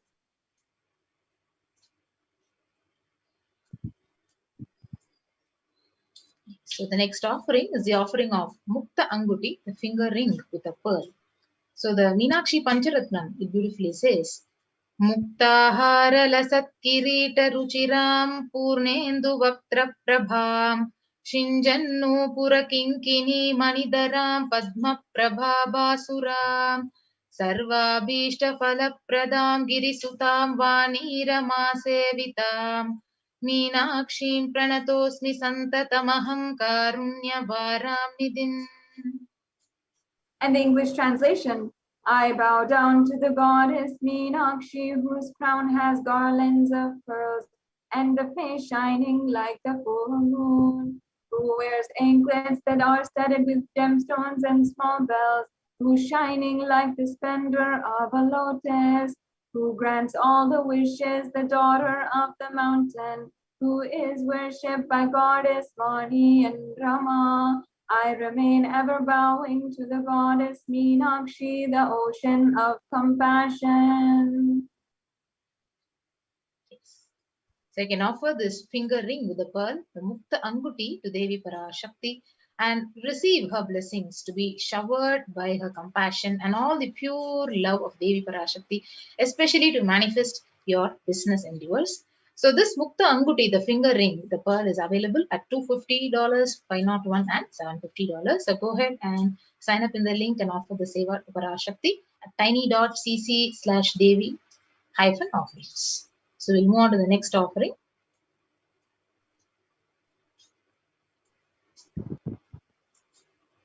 Yes.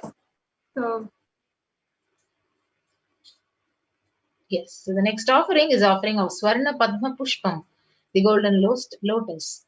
So the Kamikagama beautifully says, Ashtavidhyeshwaropeta Kumbhavarna Samyutam Sarvesha Sutra Vastradhya Hema Pankaja Bhushitaha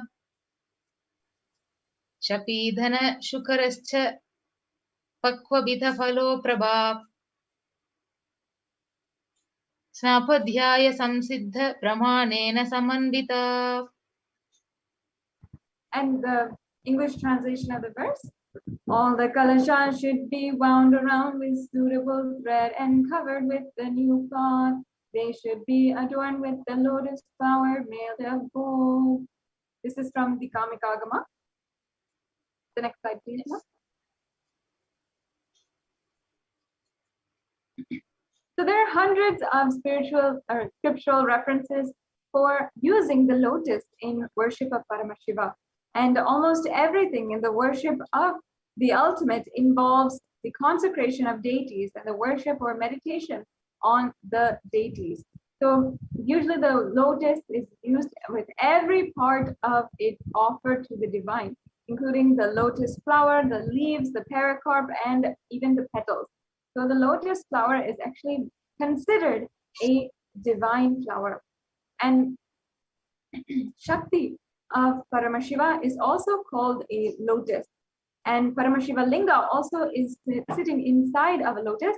As well, the disciple of Paramashiva is also considered to be a lotus, which is about to bloom. You can offer the gold lotus and manifest any kind of auspiciousness in your life and go through with so much of courage and strength any kind of adverse situation in life. If you're interested in this offering, it is 600 USD, and you'll be able to make it at the link provided, tiny.cc/Devi-offering. So we'll move to the next offering. The next offering is the Swarna Matti, the golden touring. So the scriptural reference it beautifully says, Nakadiditi sanchanna namajjana tamo guna padadvaya prabhajala parakrita saroruha. And the English translation, you whose brightness from toenails destroy the darkness of ignorance from the minds of your devotees who prostrate at your feet, you whose brightness from your 2 feet overpowers that of the lotus flower. The next slide, please, ma'am. Yes, so you can offer the toe ring to Devi Parashakti, adorning her sacred feet to be in constant gratitude for receiving the blessings even in the most difficult parts of your life.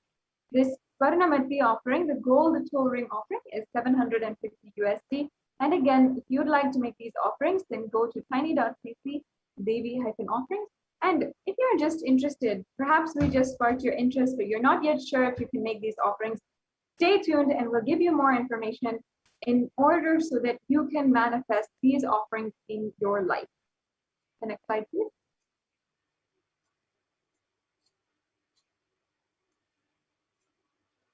The next offering is the offering of Swarna Mangtika, the golden hairline jewelry.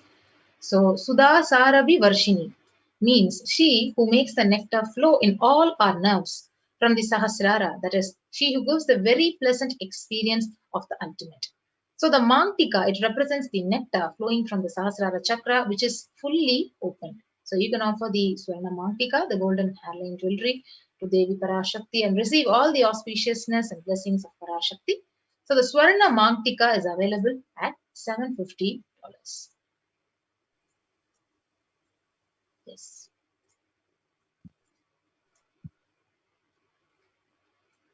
Can move on to the next offering.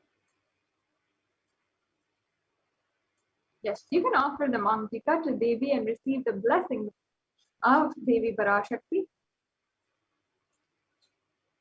Yes, ma'am, we can go on to the next slide. Sorry about that.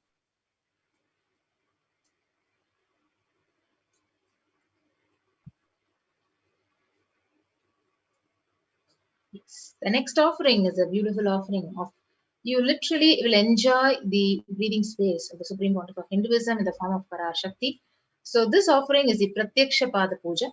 So the Devi, the Saundarya Lahari from the Sloka 83, it says, Nakadiditi samchanna namajjana tamo guna padadvaya prabhajala parakrita saroruha.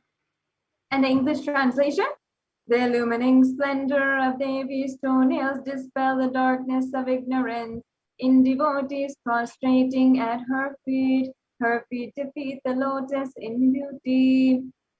So this shlokam is number 833 of the Saundarya Lahari, which states that the nails that have been sharpened by constantly being touched and sharpened by the crowns of celestial beings who always prostrate at the feet of Devi.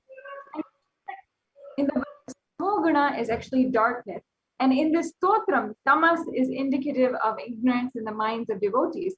And by constantly prostrating before Devi, their ignorance is removed and they attain knowledge. Offering the Pratyakshapada Puja blesses the Yajaman with all the auspiciousness and blessings of the Supreme Pontiff of Hinduism. You can offer the Pratyakshapada Puja once again for 1,008 USD. It's actually one of the most beautiful offerings, offering directly to the divine feet of the incarnation himself, and who is manifesting Devi Parashakti. Really, if there's ever an opportunity on planet Earth where you are offering directly to the feet of the divine, it is through this Pratyakshapada Puja. So don't miss this opportunity. Don't miss this absolute blessing in your life. And you can offer today, you can offer for Guru Purnima coming up on July 24th, and you'll be able to experience ultimate oneness with Paramashiva and anything that you want in your life that you want to manifest. The next slide, please.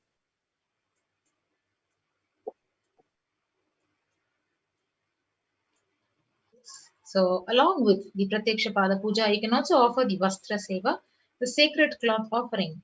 And you can receive Parashakti's blessings and the blessings of the Supreme Pontiff of Hinduism to manifest whatever you want to create as a reality in your life. So this Seva can also be offered in the upcoming Guru Purnima to the Supreme Pontiff of Hinduism. So you can offer the Vastra Seva at $1,008.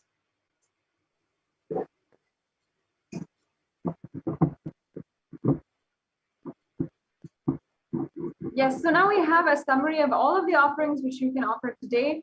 The Ihundi offering, Sankalpa chanting, Devi Sahasranama Kastu, the Mukta Anguti, the Swarna Padma Pushpa, Swarna Metti, the Swarna Mangtika, the hairline jewelry, and then of course the Pratyakshapada Puja and the Vastra Seva.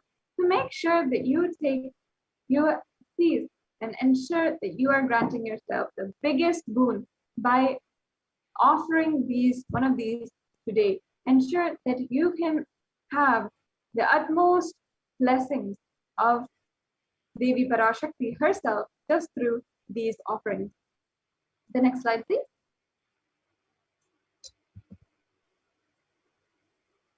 Yes. So now, if you are either in two categories, either if you're ready to offer today, or if you want to make the intention to offer any of these special sevas, you can go through the registration form, or you can start to make your payment. So if you're interested in offering, or you want help in manifesting, or you're simply looking for more details about the offerings and how you can offer to Devi Parashakti, participate in these beautiful Hindu rituals, and have all of the benefit be bestowed upon you and your family, then visit the form tiny.cc/BHAVASAMADHI, and you will be able to have engage with these offerings, see if you can manifest, and also have help in manifesting them in your life in some way.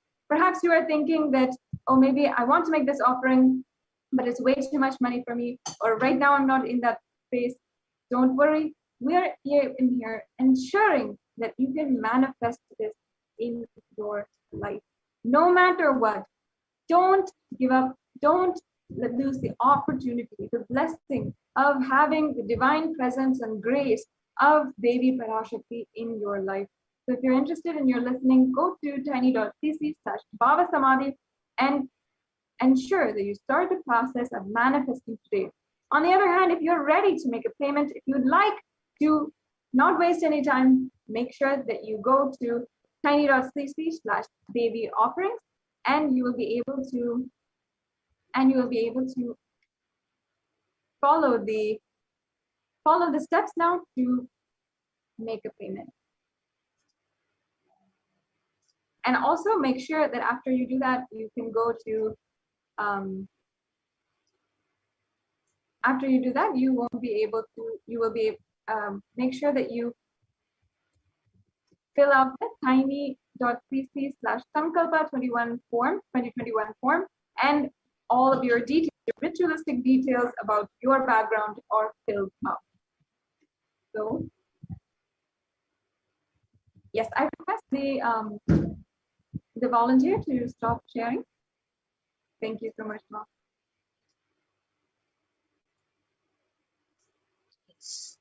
So we'll now be quickly taking you through into a walkthrough of how to offer these various sevas to Parashakti.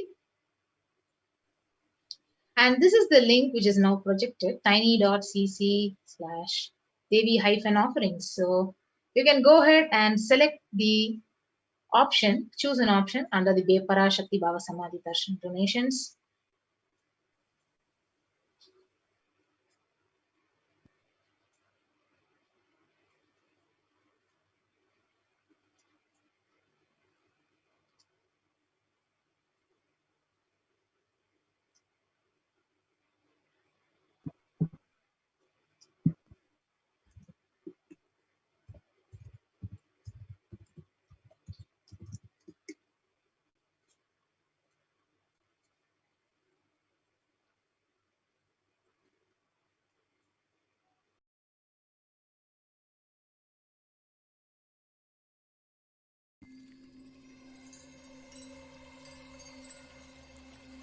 I welcome you all with my love and respects. Let you all open all your three eyes. Om Nithyananda Paramashivoham.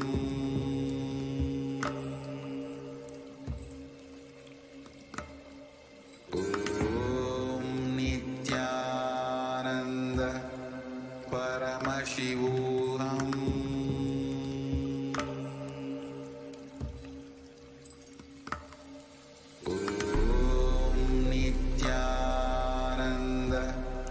Paramashivoham.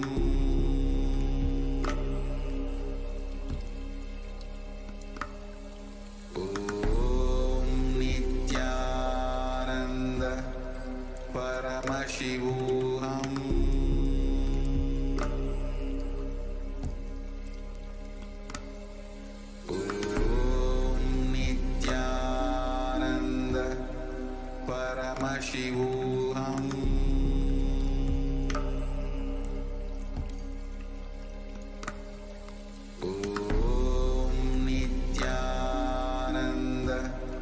Paramashivoham.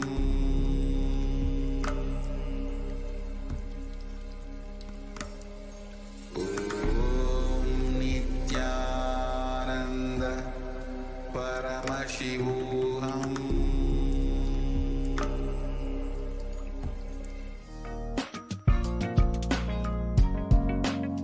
We get you health.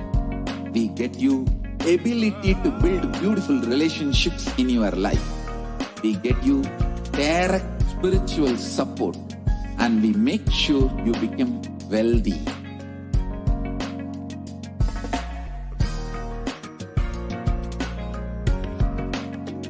We won't stop giving you just good life. We will literally not stop till you live enlightened life.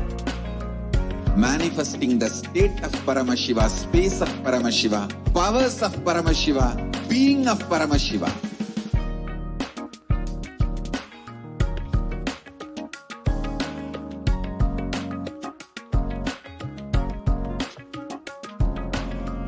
Whole world should become Kailasians.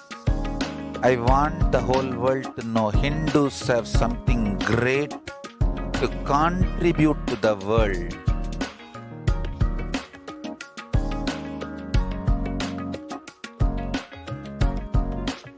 We have something great to contribute to the world.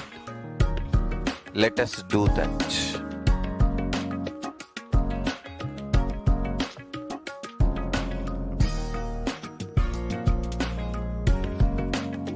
Kailasa is proper customized spiritual service helping you to identify your root patterns of suffering. We have perfected the science of helping every individual from every cultural, religious, nationality background.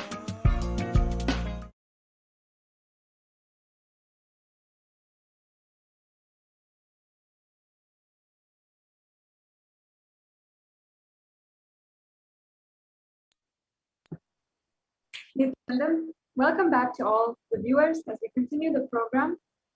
We're now entering into segments, continued segments on presenting to each and every one of you the persecution of the Supreme Pontiff of Hinduism and the women of Kailasa, the indigenous women of Kailasa, and as well as the children, the marginalized individuals, and so many other identities. Over the last few days, I hope you all understand, I hope you all have already seen the UN report and the recognition that the UN has given each and every one of us on the ONHCR website for the persecution of the Supreme Pontiff of Hinduism and the indigenous women. The UN has actually recognized, finally, after a decade-long persecution, the persecution of the Supreme Pontiff of Hinduism, and it's available for each and every one of you to see and share on the ONHCR website. You will be able to see the details of the report that is now officially legitimate, recognized as happened by the United Nations, one of the foremost leading peacekeeping international organizations on planet Earth since 1945. And the UN, of course, has seen, recognized, and intervened in genocides and holocausts and has helped and ensured to maintain the peace of the world. Now, for the Kailasa and the brutal attacks against the Supreme Pontiff of Hinduism, now finally the UN, the United Nations, has recognized the persecution that is ongoing.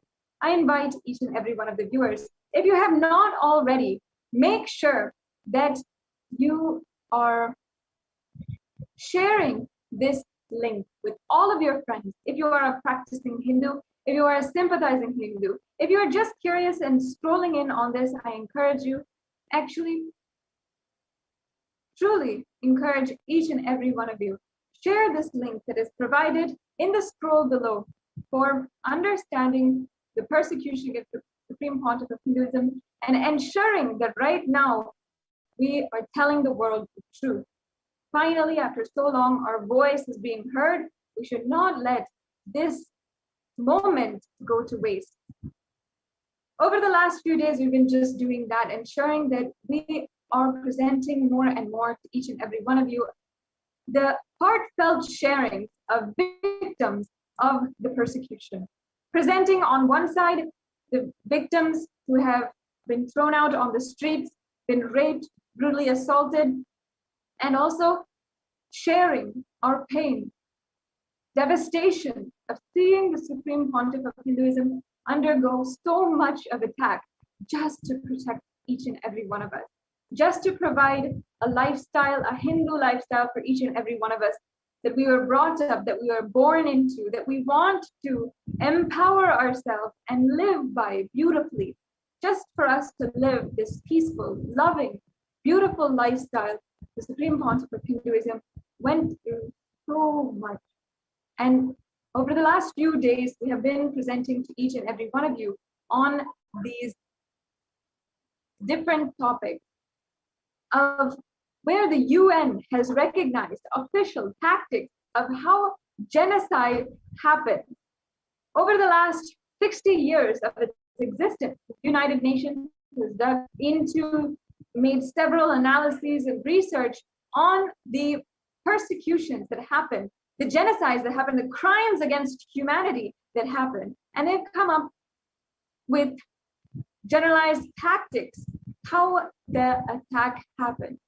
And here on this platform, we're presenting to each and every one of you how each and every one of these tactics recognized by the UN are actually employed to destroy the revival of Kailasa, victimize so many indigenous women such as myself and all of those who are joining me in the panel today, and also persecute, eliminate, and assassinate the Supreme Pontiff of Hinduism.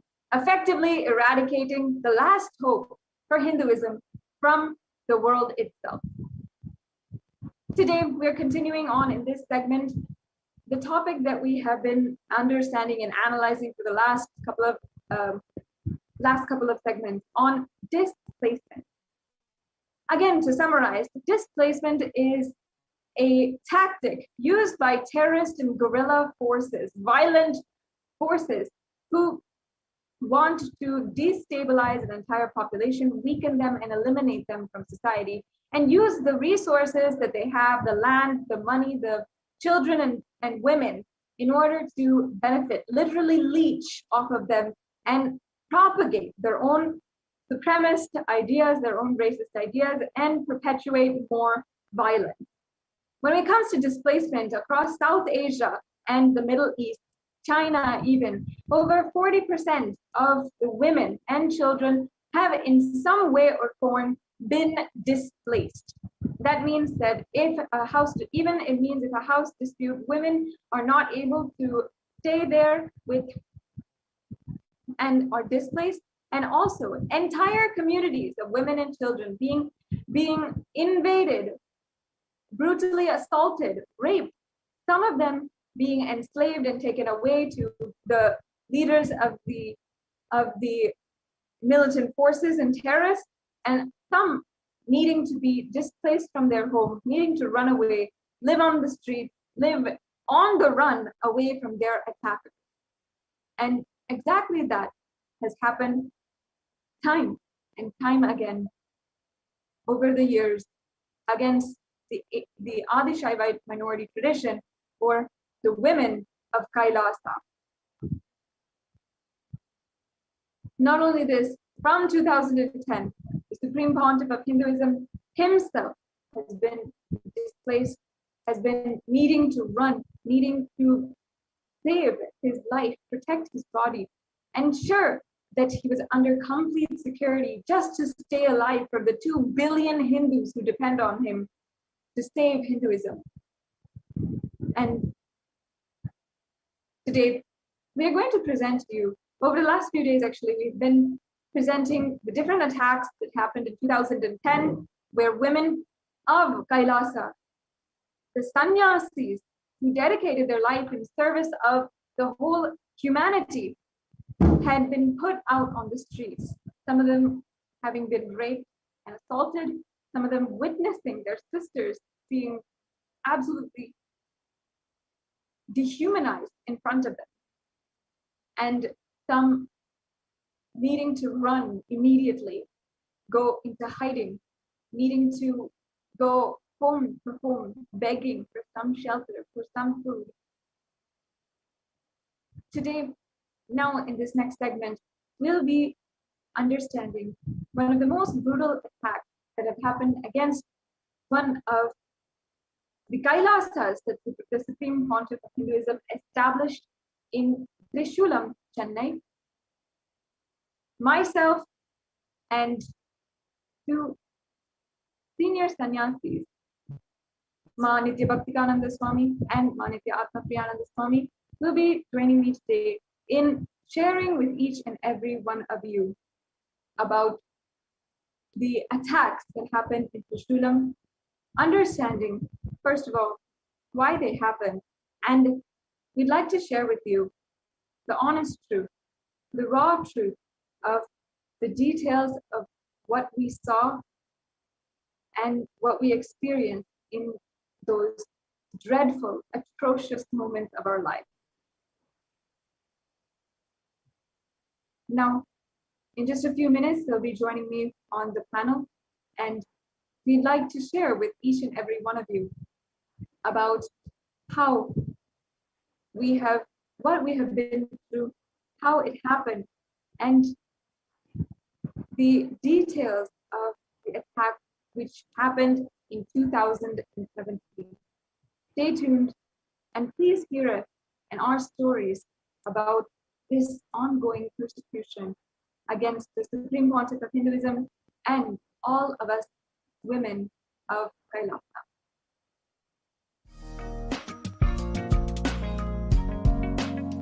We get you help. We get you ability to build beautiful relationships in your life.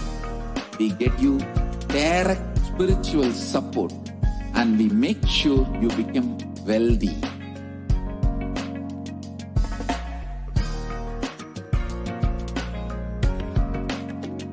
We won't stop giving you just good life.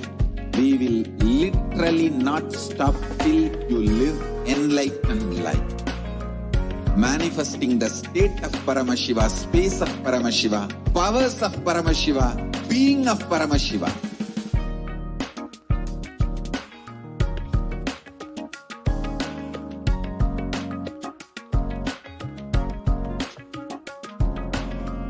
Whole world should become Kailasians. I want the whole world to know Hindus have something great to contribute to the world.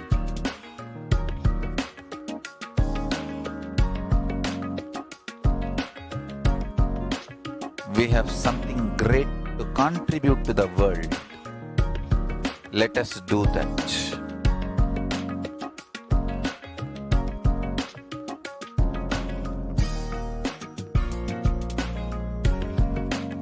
Kailasa is proper customized spiritual service helping you to identify your root patterns of suffering. We have perfected the science of helping every individual from every cultural, religious, nationality background.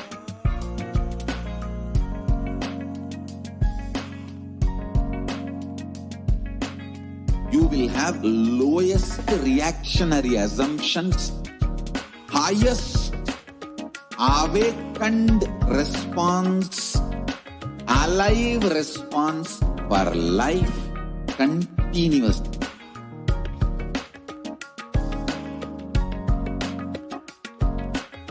Kailasa is enlightenment ecosystem, literally enlightenment itself in your own home, wherever you are.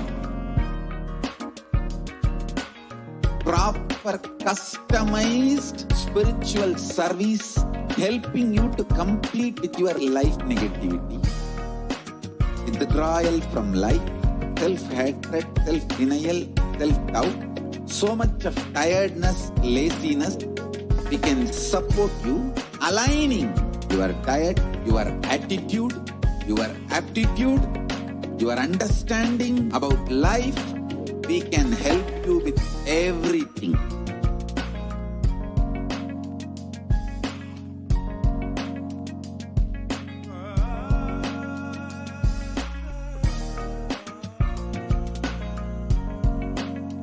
If you are interested in enlightenment, we will immediately bring this to you. If you are not interested, we will explain the whole science in Nithyanandam to all of the viewers. Now, we would like to explain to you, narrate the incident which happened in the late summer of 2017, where myself and the senior sannyasi of Nithyananda order had been victim to, and we had witnessed some of our sisters being assaulted with the most atrocious violence against them.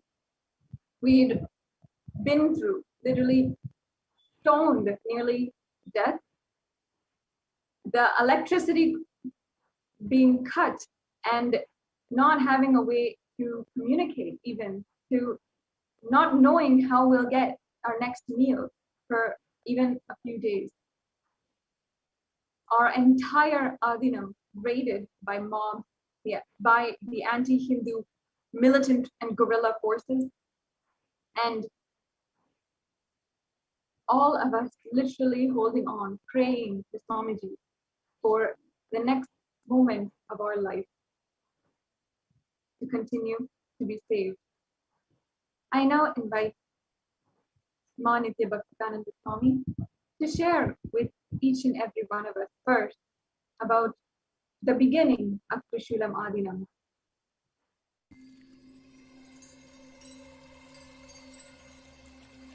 I welcome you all with my love and respect. Let you all open all your three eyes. Om Nithyananda Paramashivoham.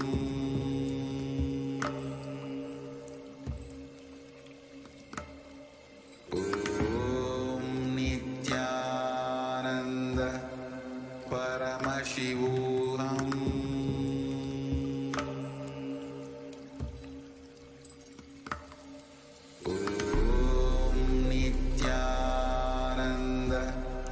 Paramashivoham.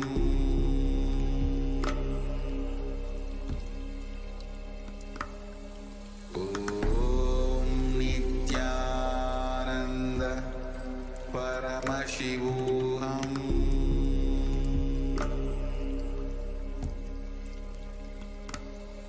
Om Nithyananda Paramashivoham.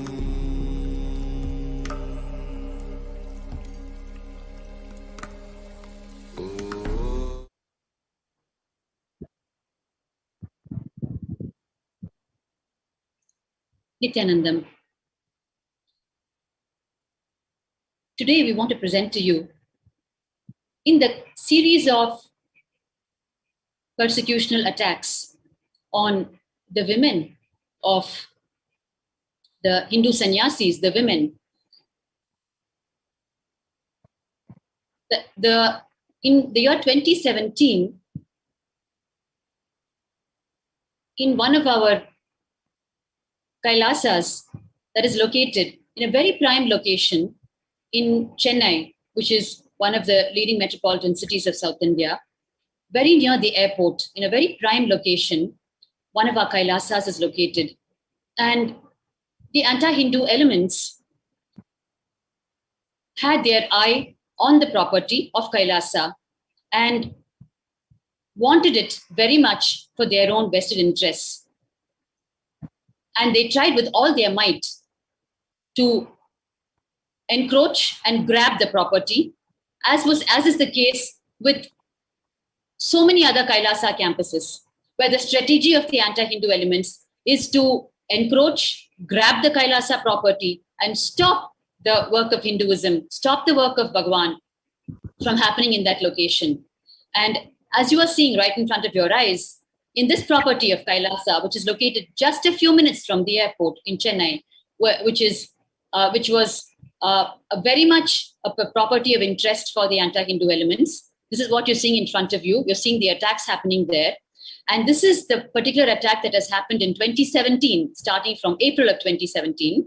Although the history of persecution in this Kailasa specifically ranges over, it has a very long history, strengthening in 2006-2007, when this property was handed over to Bhagwan for the Kailasa to be established. And right from then, the kind of brutal, raw, physical attacks, as you're seeing in front of your eyes now, that have been happening in this property is just, it's too long a story to tell. And we're going to try to present to you the highlight of it that happened in the year 2017, starting from around April up to around June, where those specific months was extremely intense because it was a huge effort on the side of the anti-Hindu elements to somehow completely wipe off the sannyasis who were living there with all their brutal might and once and for all take over the property. So therefore, the attack in 2017 specifically in this property was of monstrous proportions, as you can see in front of your eyes, where the entire army of anti-Hindu elements actually entered the property. What is going on here is the 18th of June, 2017, to be specific, where you can see our vehicles of Kailasa were just completely overturned, and the mobile temples, you can see the van standing in front of you. That is a mobile temple, and there are deities inside the van.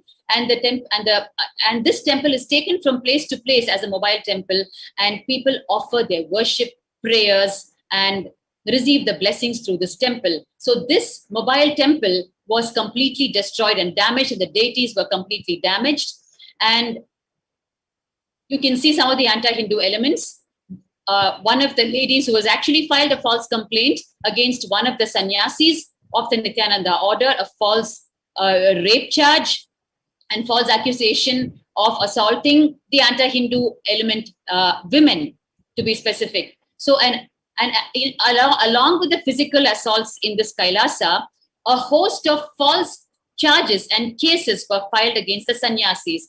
False charges of rape on the male sannyasis, and false charges of abuse from the sannyasis, apparently on the anti-Hindu elements. So while the anti-Hindu elements did all the attack and did all the abuse and almost killed the sannyasis and violated the female sannyasis, they went ahead and also filed false complaints, so that before our complaints could reach the police, their false complaints would reach the police. They would have someone in the police station even before we went, because their attack was already planned. So before we could wake up from the attack and go and file the complaint, their false complaint would already be in place, and they would make it out as though we attacked them. And that is how the whole thing started. It was just shocking to us, the whole strategy, because when we go to the police station, which was our only recourse for justice, they would already be there ahead of us, and they would have already registered false complaints. You can see here in front of your eyes, the media was already ready for every attack, because obviously they knew it was going to happen. It was all planned. And the police would appear helpless every time. After the whole attack was over, the police would prevail there. And the entire property was actually vandalized, damaged, broken, beaten. All the infrastructure was destroyed, including the CCTV cameras. Actually, whatever we managed to get here, God, with the grace of the divine, with the grace of Bhagwan, is before they destroyed the CCTV cameras in every instance. And we kept replacing the cameras. And you can see here in front of you, the anti-Hindu element woman disrobing herself in front of us. And then she went ahead and filed a false rape charge saying our male sannyasi raped her. You can see she's removing her own sari. This was the nature of, this was the brutality and the falsity and the monstrous proportion of the attack in Kailasa and Trishulam, especially in the year 2017. She's removing her own robes, and she ran to the police station and filed a charge against one of our own male sannyasis saying they raped her. It was shocking to us because, I mean, we couldn't even imagine such demonic people would exist. And here you can see the three of us here, actually in the background, I'm there. And in the foreground, Ma Sadashiva Priya and Mahatma Priya, who are now our panelists. All three of us are here in one of the container rooms in the Adinam. And you can see where they're actually going live just after the attack on the 18th of June, where it was unbelievable. Because on the 16th of June, there was a massive night attack. And there you can see me in the background. I'm frantically trying to call the police. And I remember so well, I got back a reply saying, you know, we are a bit engaged and it'll take us a long time to reach you. That was the reply I got. They finally came, but after the planned attack was executed and after all our property was beaten and broken and all of us incurred bruises, wounds, blood pouring. So we had to run to the hospital after the attack, and our female sannyasis were attempted to be molested. You can see here our computers, the doors, the windows, everything was smashed, and there were glass pieces. All our infrastructure, including the syntax tanks that was supplying water to us. So they cut off our drinking water supply, our electricity, and our air conditioners, which we were, you know, we had a couple of air conditioners because the heat would be tremendous inside the containers, and we had to have it to be able to function because the infrastructure was just getting developed. And they broke every single infrastructure that we had there. The vessels and the cooked food in the Annalaya, in the food temple, they just, with huge poles and sticks, they just brought the whole thing to the ground. So the food and the vessels were all brought to the ground, and the vessels were smashed, and all our devices, our gadgets, laptops, mobile phones, everything that they set their eyes on was smashed. Our deities were destroyed, and our sannyasis were actually offering Naivedyam when the attack happened on the 18th morning. And they just entered the container where the temple was established, and they completely tried to destroy the whole thing. And here you can see, actually, these are few moments just after the day. And mind you, on the 18th of June, this attack happened in broad daylight. On the 16th, they had a night attack on us, and they gave a 1 day break on the 17th. And on the 18th, this attack in broad daylight, you can see the sunlight streaming through the windows. You can see that, Ma Sadashiva is actually trying to explain the nature of the attack.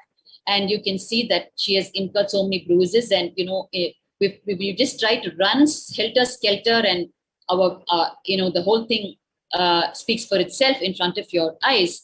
And I'm there in the background, continuously trying to contact the officials to tell them, please come and stop the attack. And the way the media portrayed it, which you're seeing in front of your eyes, is, as usual, with their strategy saying that the Nithyananda sannyasis, as usual, caused chaos, and as usual, they disrupted the peace of the public, and as usual, they're involved in so much of fight, and they're disrupting the peace of the people living there. The whole thing was turned back on us, as always. And as usual, they put the visuals, which were the truth, but the lines that were told to the visuals as headlines and content of the articles and the content of the news videos were complete false news and complete shocking lies on our face. So on the one side, we had to handle with molested sannyasis, with sannyasis with bruises, and sannyasis who were in the prison with false charges against them. On the other side, we had to deal with complete false news and media, and we had to answer so many people. And the questions that were posed to us based on the media headlines were, it seems that you are running Kailasa and disrupting the peace of the people. We were just completely shocked, where we are living so peacefully in our container rooms there, and we are serving through a beautiful temple, and people are coming and offering their prayers and getting their prayers answered. The accusations, the false accusations against us was, you are causing the disruption of the peace and you are causing chaos to the people in the place. As always, of course, we were used to it by now, yet it was shocking once again. And I have joining me now Ma Sadashiva and Ma Atmapriyananda Swami, who are there and who bore the brunt of both the major attacks on the 16th and 18th of June, 16th in the nighttime and 18th in the broad daylight. You can see the woman in front of you, the anti-Hindu element, just bringing down the asbestos sheet roof that we have put for further shelter from the sun. They just ripped apart all the infrastructure brutally. And not only that, we had attacks where they would come and throw meat pieces while we were offering our worship. They would come and throw meat pieces right where we are offering our puja, everyday puja. You can see here, she's trying to destroy the CCTV camera. That's why she came and hurled the stone right in front of the camera. And we had instances where they would throw meat pieces in our prayers, and where we were trying to restore one of our living rooms, they came and stopped the whole restoration process. We had ordered fresh thatch for cooling, and they terrorized the driver who brought the fresh thatch and stopped the complete restoration. You can see here the remnants of the attack on the 18th of June, and the bruises and the physical attacks borne by the sannyasis, including the tube lights. They ensured that everything that was required to live there was broken and beaten, so that the women sannyasis will be forced to flee from there. You can see here, this is the mobile temple van, the glasses on the floor, the shattered pieces of glasses. They completely, it was a complete plan on their side, where every single essential item to carry on life there would be destroyed. I have joining me Ma Sadashiva and Ma Atmapriya, with more details of what went on there. Yes, my Bhaktika Swami. I could remember this scene where when all three of us were in that room, that container, and literally we all of us, I just remember, I can't even forget that moment. Like we were all discussing about what we are going to be doing next. And literally around 100 to 200 like mobs, they barge into our campus and we don't know what is happening. And suddenly one big stone, it came and fell on the plate, on the food plate which we were actually supposed to be eating. So it was such a shock. And one more thing I remember is when the attack was too severe, all or literally I think 5-6 of us were inside the container, and all 6 of us had to go under a blanket and hide ourselves. And literally, I remember Bhaktika Swami had taken her phone and started messaging the Supreme Pontiff's assistant for immediate help. And literally, that was a life threat. So, literal stone pelting was happening, or they started throwing stones. And like stone pelting is like throwing stones, and literally, we'll die after that. So, that was the most severe situation in my life. So, because of Swamiji's grace, I think I'm complete with that incident. But if it had happened in my life, if I was in the outer world, I'm not a sannyasi, definitely I would not be able to handle this. Still, it will be a mental trauma for me. So that moment, I don't know, for no reason, like hundreds of mobs coming and uh, lynching us, like throwing stones at us, literally. I don't know. I can't. I have no other words to say. Like that moment is still there in my lingering in my mind. So I literally wanted to share that, like how they destroyed the whole campus, So destroying all the CCTV cameras. Yes.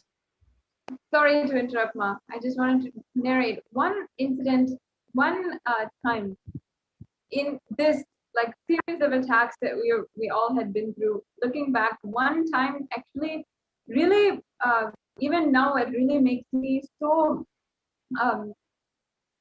really like puts me on edge actually is one night when all of us suddenly were just inside.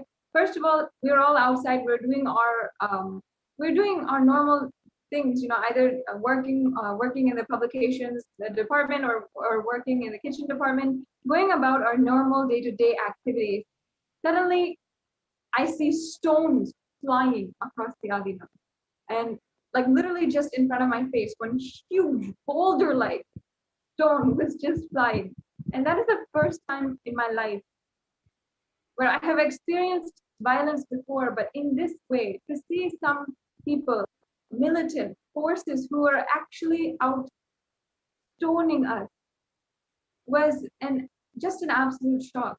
And that just in the next few minutes, we all rushed inside to the container, to the place where we're staying, to the cabin. And we all were just huddled there, all of us sitting. We turned off the lights because we want to make sure that nobody can see us, ensure that nobody can see and detect any movement inside. We're all literally holding on to each other, scared for our lives. And I just hear just the noise of the shower of stones, the cabin, outside of the cabin. And all of us just praying, holding on to our onto our Atmalingas, everything, holding on to Swamiji as this storm of just all of the anti-Hindus, the forces are raiding inside of the campus and stoning literally our walls. And they know which one is the women's cabin where we are sleeping. They know, and that's the one that they're attacking the most. They just hearing and being inside. I just literally remember closing my eyes, sitting inside of our cabin, holding on to your hands and holding on to each other as we are hearing like just the entire, so many people screaming outside and a shower of stones. And as they attack, like the attack was like at least 15 minutes. It was so brutal. After that, we were just waiting and waiting for it to slow down. And every single time boulders would hit the walls around us. We would all shake and jump. And the next day, just sitting in the dark because our electricity was cut by the anti-Hindu militant forces. It was just cut, and they literally came. They trespassed inside the Adinam, and then they cut the main source of our electricity, and not ensuring, making sure that we wouldn't have electricity or Wi-Fi. We haven't. First of all, we wouldn't have it for any of our work. It would slow down our communication to get help. And then the following days, we weren't having any electricity. Everything was backlogged. And that's when the next attacks happened that were more and more, the gravity of which escalated even more and more. And in those times, I just remember thinking, is this really what humanity has come to? I really couldn't believe it in those times where literally we are sannyasis. We are people who have chosen wanting to do good in the world, but they are literal anti-Hindus, these terrorists stoning us, just like they would stone the witches and stone witches in Salem in the textbooks that I would read. I literally was living that and seeing how they're literally just people, innocent people who want to do good in our lives. I really was wondering, is this what we have come to? Did we do anything wrong? And is there anything wrong in wanting to provide the good to the world?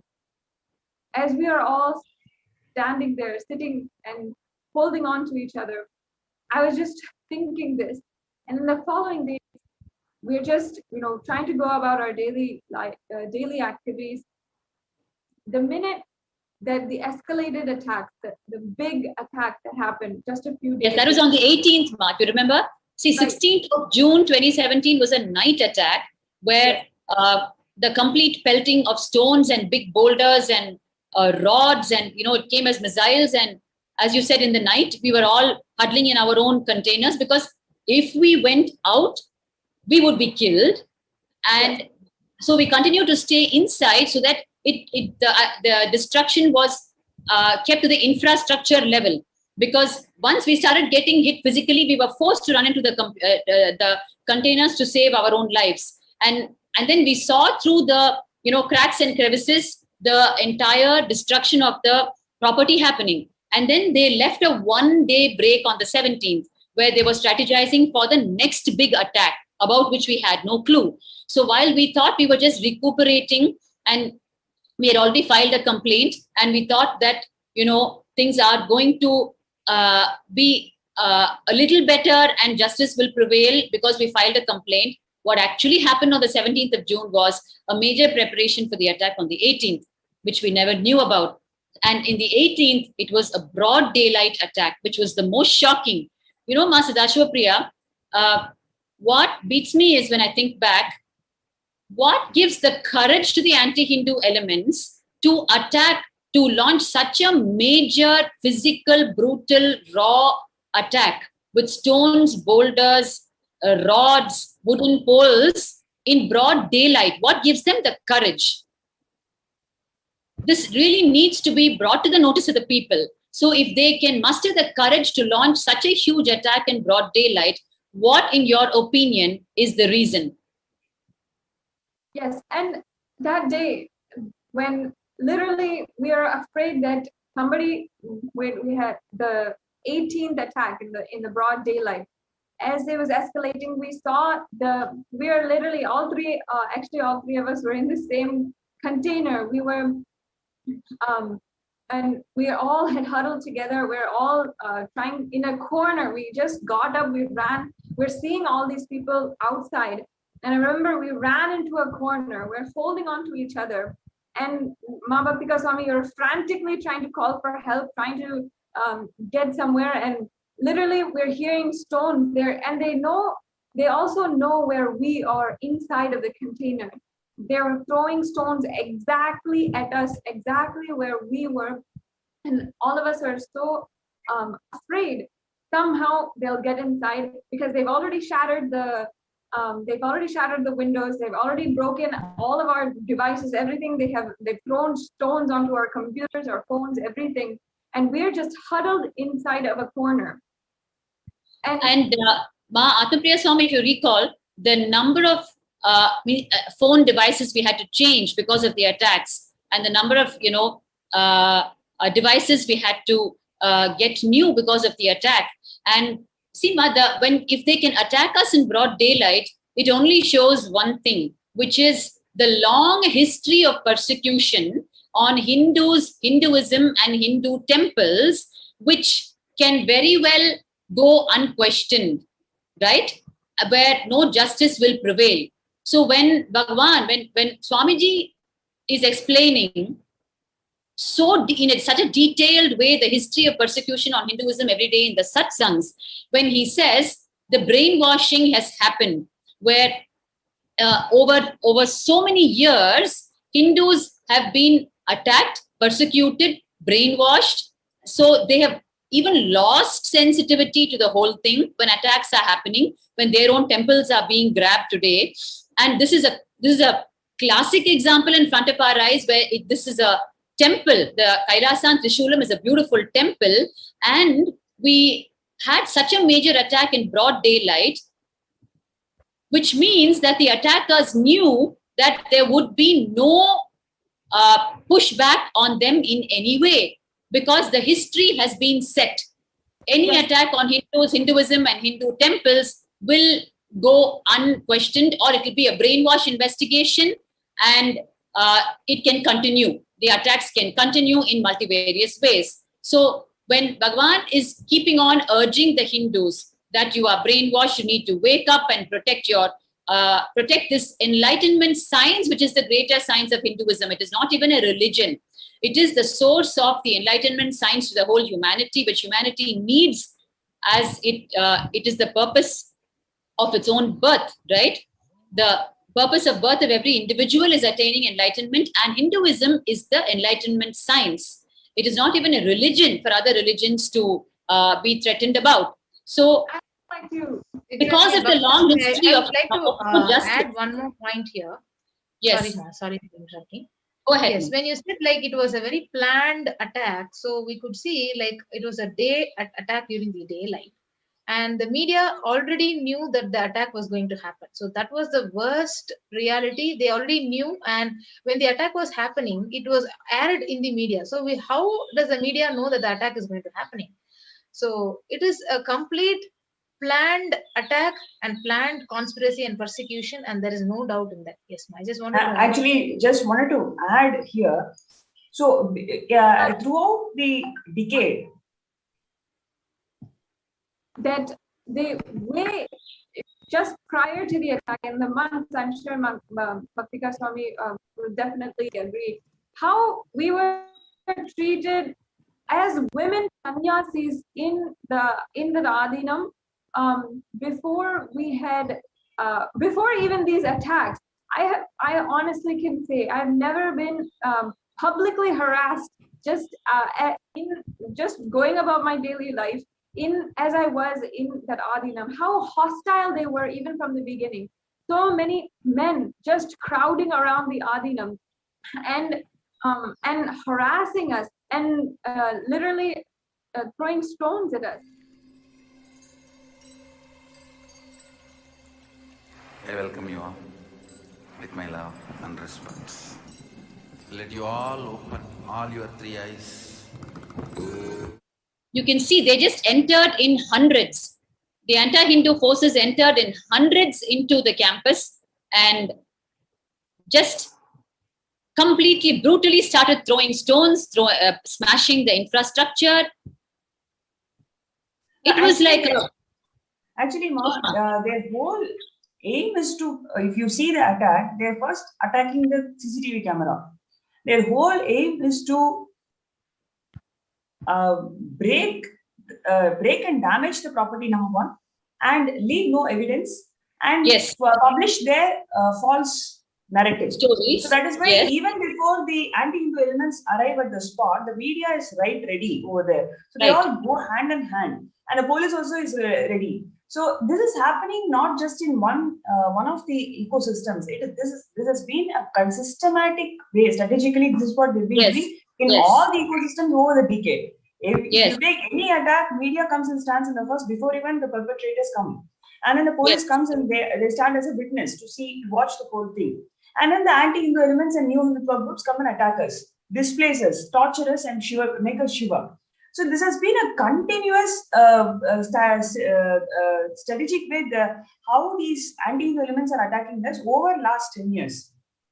And not only that, Prana Priya, throughout all these attacks in Trishulam, Kailasa and Trishulam, we were only filing complaints after complaints at the police station. Literally every 3 days, we would go walk to the police station and file one more complaint. And you won't believe it. They were even starting to make fun of us. Oh, so you guys are back to file one more complaint. It is such a headache, having you guys here. You are all the time coming and filing complaints. And we were like, we are being violated once every 3 days. And, this is our only legal recourse. And with a huge hope that justice will prevail, we are filing these complaints. So what is there to make a joke about it? We are talking about life and death for our women. And we can't even imagine that, our complaints can be taken in this light by officials who are supposed to protect our life, to whom we are coming for protection for our life. It was like we were all alone, ma. We were just all alone to fend for ourselves. Hinduism is really orphan. We could clearly understand that in Kailasa and Trishulam. Hinduism is really orphan. And not only, I wanted to ask you this. We have a huge file. Yes. Actually, I wanted to ask you, what did you guys feel when the people who are supposed to uphold the law and order in the society, they're turning their heads back and then they're mocking at us for the genuine complaint? Right. This question, I really want to specifically answer it, because in Kailasa and Trishulam, in one of the attacks in April 2017, we were trying to restore one of the living areas, one of the living rooms, the container rooms. Actually, not a container room, it was like a thatched roof structure. We were trying to restore it, where the women were staying actually. And we had ordered for fresh thatch. And the thatch had just arrived in the van. And along with the thatch, the anti-Hindu elements also arrived at the same time. And we were doing our morning prayers, our Guru Puja and Shiva Puja. Suddenly there was a kind of voices outside. So we stopped the puja and we stepped out. And here we're seeing in front of us the thatched roof, the construction material that has come for restoration. And beside them, the anti-Hindu elements are standing. And they're threatening the material supplier, the van driver. If you don't back off your van out of the campus now, we are going to trash your van. And they're capable of it. You're seeing it in front of your eyes now. They are capable of brutal vandalism, right? And the van driver got so terrorized that he started backing off the van. We tried to go and stop him. And we said, please, see, we are here. We ordered for it. We will fight for it. Please stay. We need to restore our living area. But they terrorized him and they started thrashing the van and he backed off. He ran for his life. And then we called the police.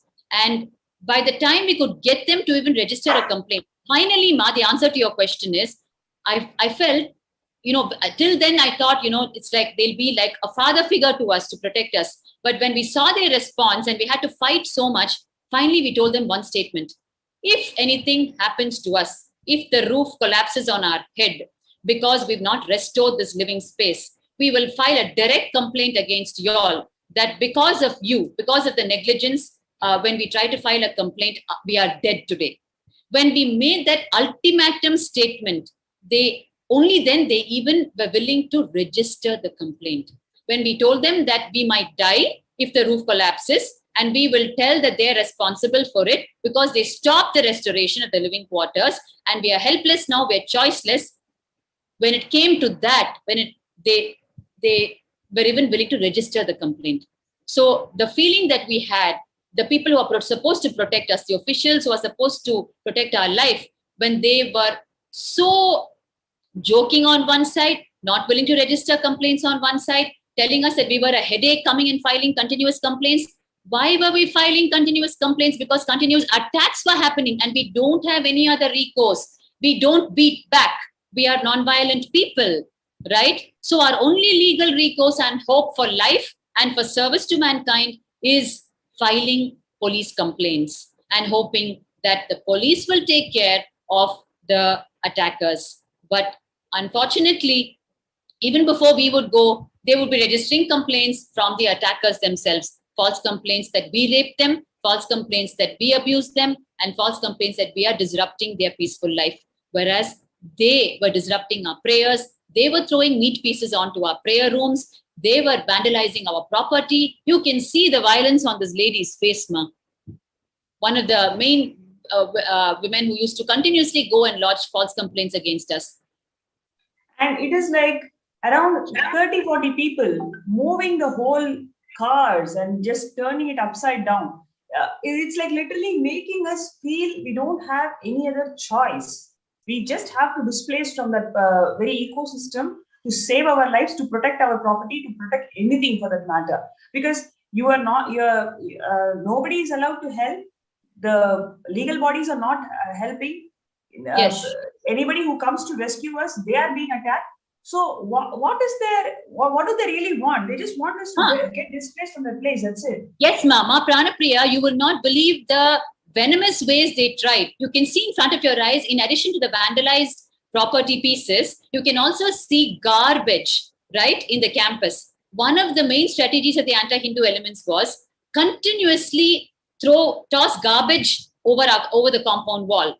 Okay, so that the garbage, and also they would drill holes inside our compound wall and allow the drainage water from their side to flow into our campus. So these two things they did consistently for years together, and it continues even now. They're just putting drainage water inside us by drilling the compound wall with holes, and also tossing huge garbage into our compound.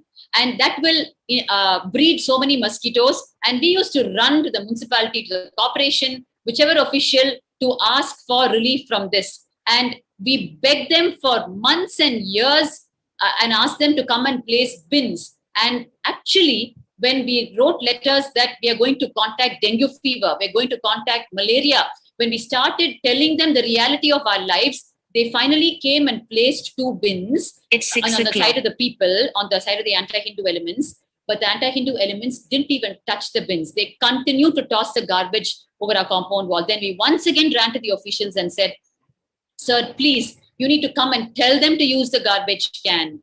They said, "We can only place it, ma. It's up to you guys to figure it out with them." So really, ma Pranapriya, the gross fundamental level in which the attacks have happened and are continuing to happen in Kailasa and Trishulam is just so brutal and unbelievable.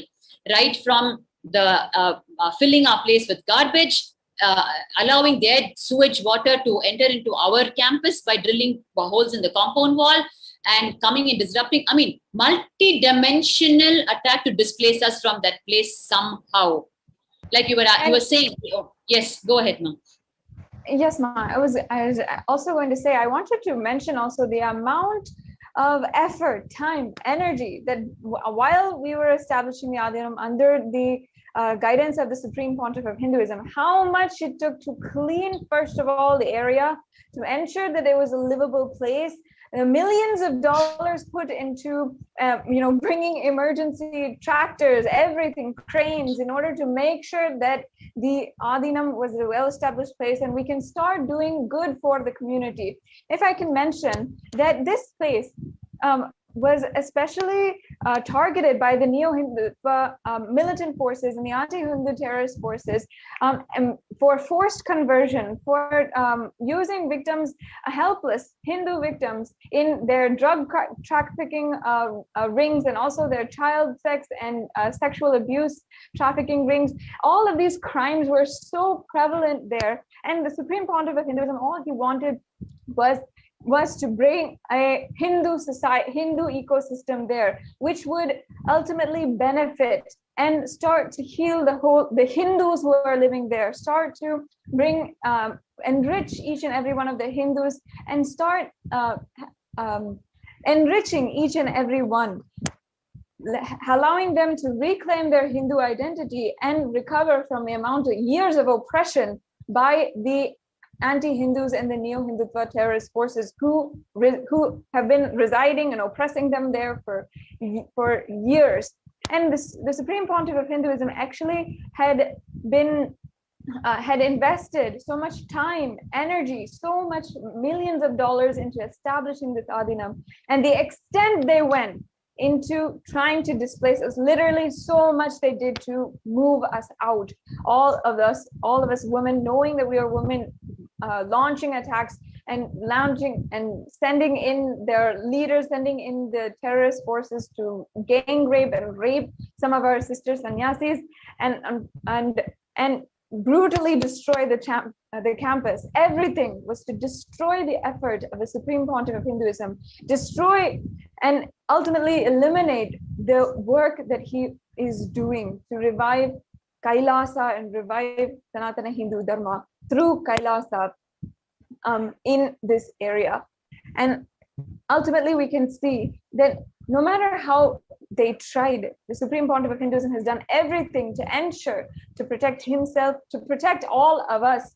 You can see literally the next day, the attack was one thing, but also once we called for help, once we were able to ensure the amount of people who also had the devotees of the Supreme Pontiff of Hinduism who had rushed and tried and helped to help us, bring us food and ensure that we were all okay. Ultimately, we were all acts that the Supreme Pontiff of Hinduism did to protect us, each and every one, to make sure that we were okay. And as each and every one of you know, this has all been, all the viewers know that this has all been published in the UN report, in the special report to the UN on the indigenous ASMT women. I really request, as we come to the conclusion of this segment, the persecution segment, and we move on to the next segments today, really request each and every one of you, all of the viewers, if you have heard our story, if you've understood and you're seeing the attacks against us, understand that the attacks against Hinduism are real and we must take responsibility now to do something about it, to ensure that we are reclaiming our Hindu identity and ensuring that we do everything to protect Hinduism.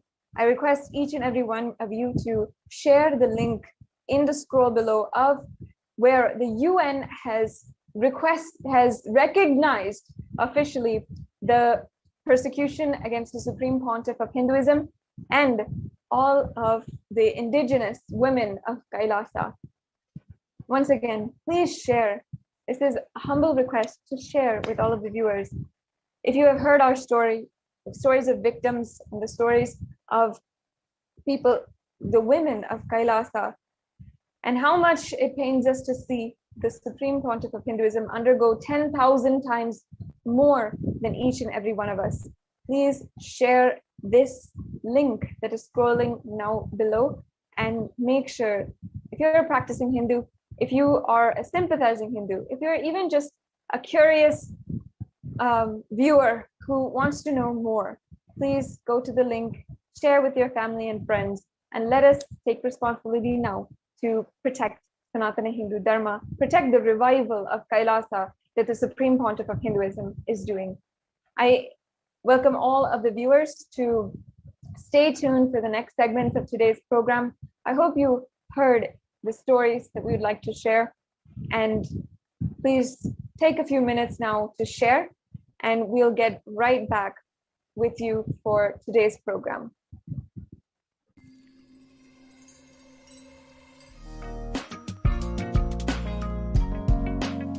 We get you health.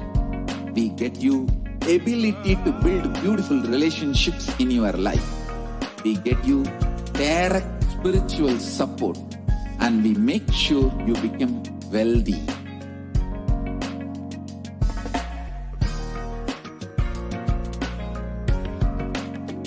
We won't stop giving you just good life. We will literally not stop till you live enlightened life.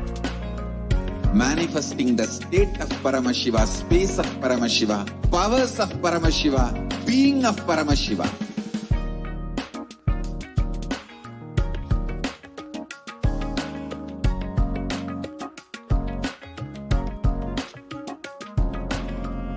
whole world should become e-Kailasians.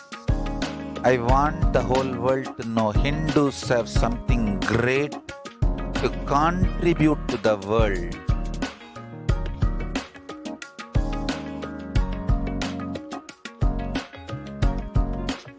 We have something great to contribute to the world. Let us do that.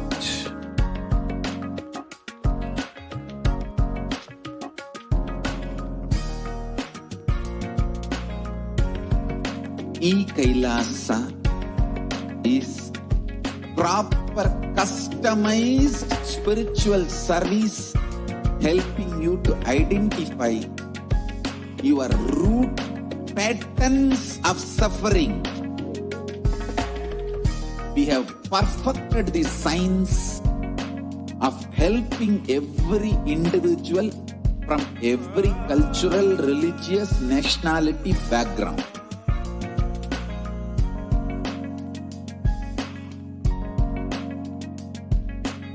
You will have lowest reactionary assumptions, highest awakened response, alive response for life continuously.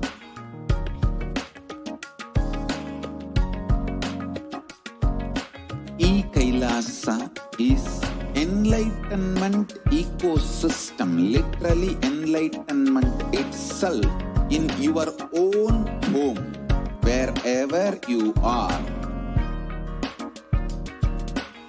Proper customized spiritual service helping you to complete with your life negativity. Withdrawal from life, self-hatred, self-denial, self-doubt, so much of tiredness, laziness, we can support you aligning your diet, your attitude, your aptitude, your understanding about life. We can help you with everything.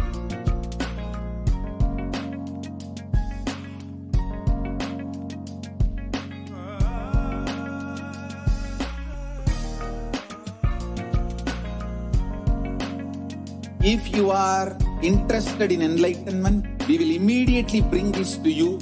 If you are not interested, we will explain the whole science, inspire you and make you interested in enlightenment science.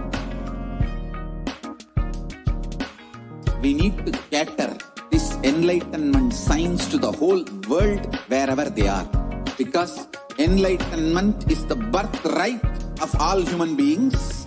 Kailasa is responsible to provide that to all human beings.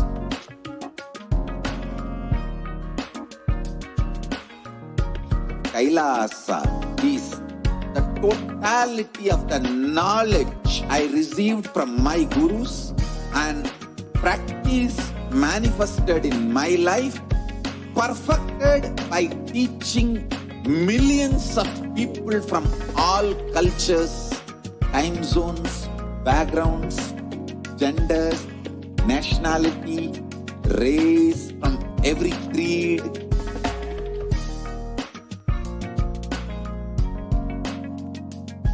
So this absolutely perfected knowledge available to you, served to you in your home without even you moving out of your couch, free of cost.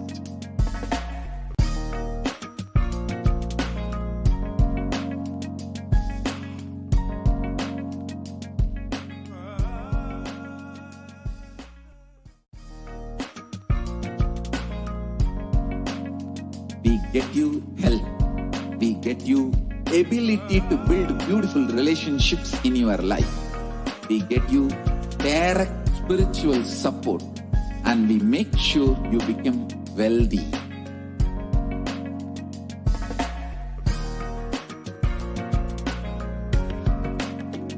We won't stop giving you just good life. We will literally not stop till you live enlightened life. Manifesting the state of Paramashiva, space of Paramashiva, powers of Paramashiva, being of Paramashiva.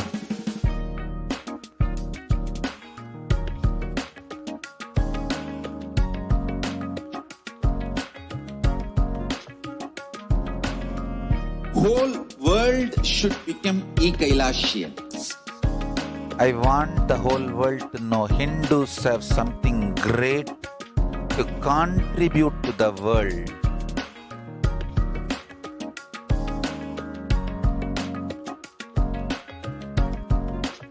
We have something great to contribute to the world. Let us do that.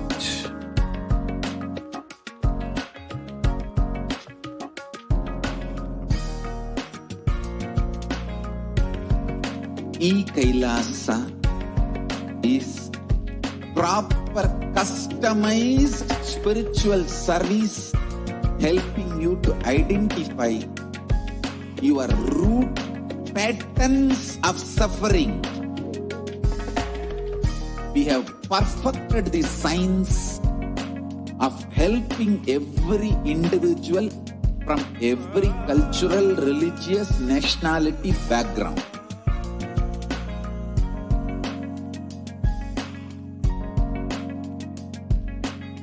You will have lowest reactionary assumptions, highest awakened response, alive response for life continuously.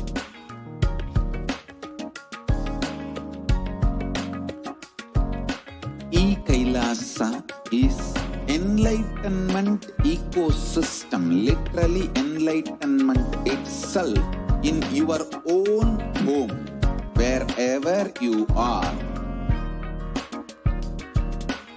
Proper customized spiritual service helping you to complete with your life negativity, withdrawal from life, self-hatred, self-denial, self-doubt, so much of tiredness, laziness.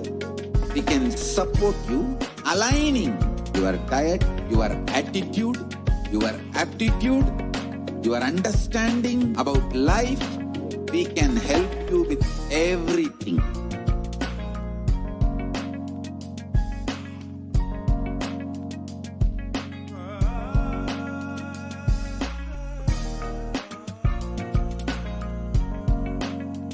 If you are interested in enlightenment, we will immediately bring this to you. If you are not interested, we will explain the whole science, inspire you and make you interested. I welcome you all with my love and respect. Let you all open all your three eyes. Om Nithyananda Paramashivoham.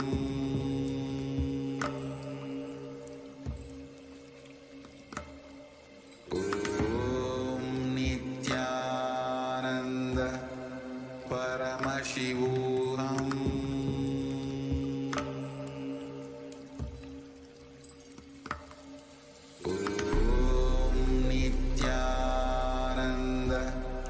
Paramashivoham.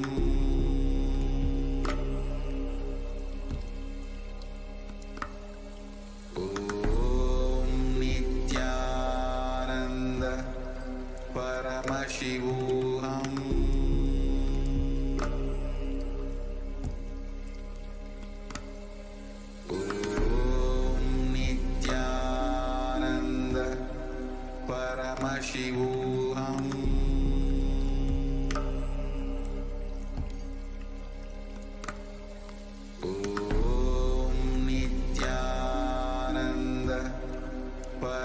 Paramashivoham.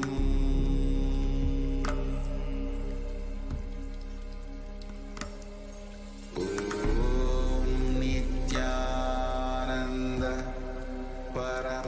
Paramashivoham.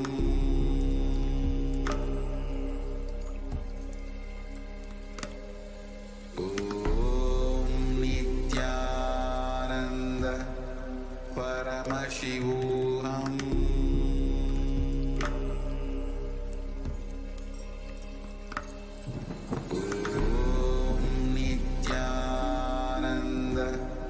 Paramashivoham.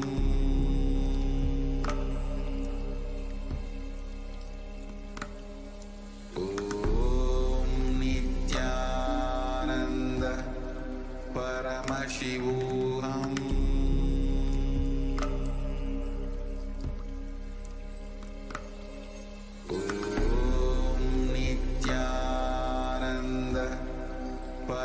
Paramashivoham.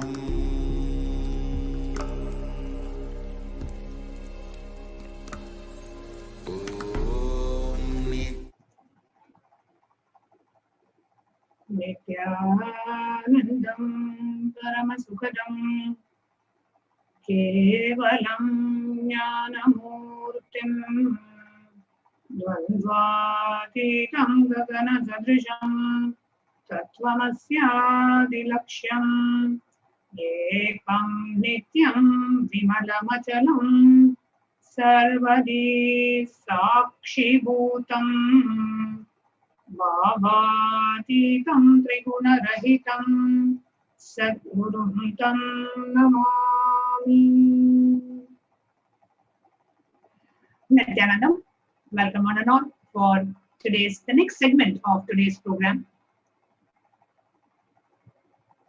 Just day before, we had a very beautiful satsang on collective integrity by the Supreme Pontiff of Hinduism, where Swamiji is so beautifully explained about what is collective integrity and why we should all live collective integrity and why collective integrity is the only thing that is required, and it is the mandatory requirement for any Kailasa to happen anywhere. And just last evening, we had shared a beautiful process on how to maintain the collective integrity, how to uphold the collective integrity in any ecosystem.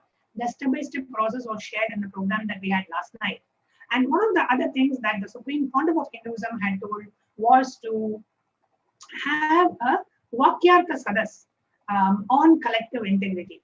So in today's program, the next segment of the program, we are going to be having a live Vakyartha Sadas, where each and every one of you will have an opportunity to participate. You will have an opportunity to call in. You will have an opportunity to participate in the live Vakyartha Sadas on collective integrity. So it's going to be a very interactive, and many of you are and would be able to join in live and share your comments on what is it, what aspect of collective integrity that you have imbibed and why it is important for us to follow collective integrity. So it's going to be a very interesting segment, and let's enter into the segment.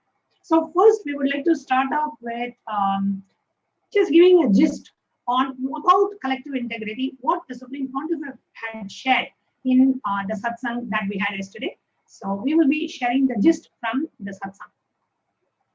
So yesterday, the Supreme Pontiff of Hinduism on the 28th of June, so whichever time zone you're in, on the 28th of June, in the night when we had the satsang, the Supreme Pontiff revealed about Divya Sharira, is the body of indestructible effulgence, which is inside all of us. Divya Sharira is the core component of all of us, and there is no person who does not have Divya Sharira, and each and every one of us have it. And explain about how the Divya Sharira is strengthened, energized, and inspired by the sattvic food in our life. And the Supreme Pontiff of Hinduism revealed about the Chaturmasya, the time from Guru Purnima to Navaratri, the time of Chaturmasya, and explained further powerful cognitions about Divya Sharira. And the Supreme Pontiff said, shared the methodologies of strengthening the Divya Sharira, the methodologies to strengthen the Divya Sharira and manifest the state, space, powers of Paramashiva is the truth. And this is a message, and the whole satsang, the Supreme Pontiff explained about the various aspects of Divya Sharira and aspects about how the main vision of Swamiji and the work that Swamiji is doing is to bring all the gifts from Kailasa and sharing it with each and every one of us. The science of Aushadha to bring the superconscious breakthrough.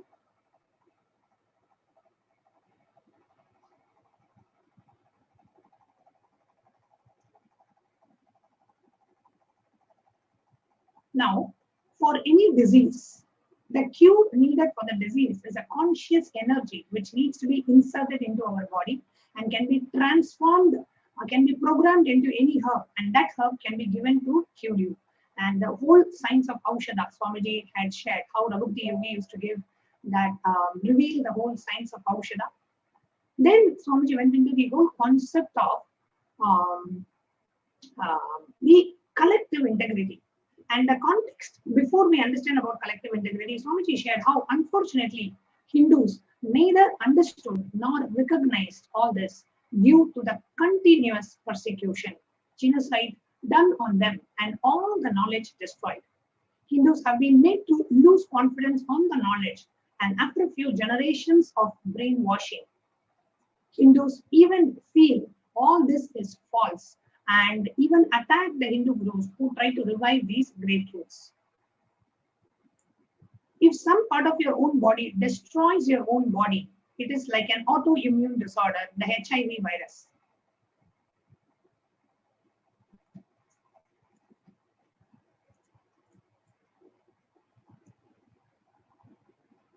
Now, Hindus have been infected by the anti-Hindu elements, like the autoimmune disorder. That kind of a mental setup consciousness has been infused into Hindus.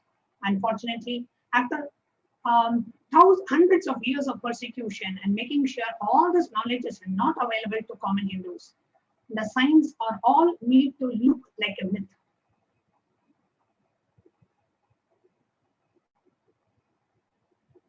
Fake stories, legend, or maybe thousands of years before this was there, but now it is not there, not possible to revive. With all these ideas inserted into common Hindu minds, anybody trying to establish or revive the science is beaten black and blue and destroyed. Unfortunately, Hindus have lost the understanding of collective integrity.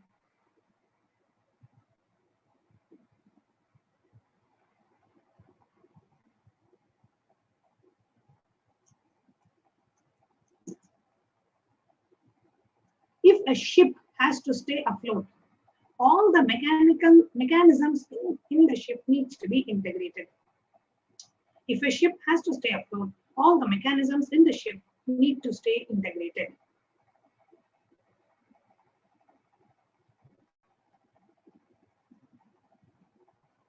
It can be maintenance engineer, cleaning staff,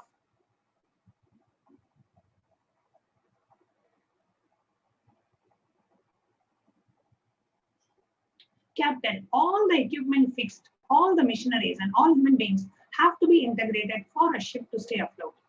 The maintenance supervisor cannot say, I have done my job, but the cleaning staff has not done his job. If the ship sinks, it will not be blamed.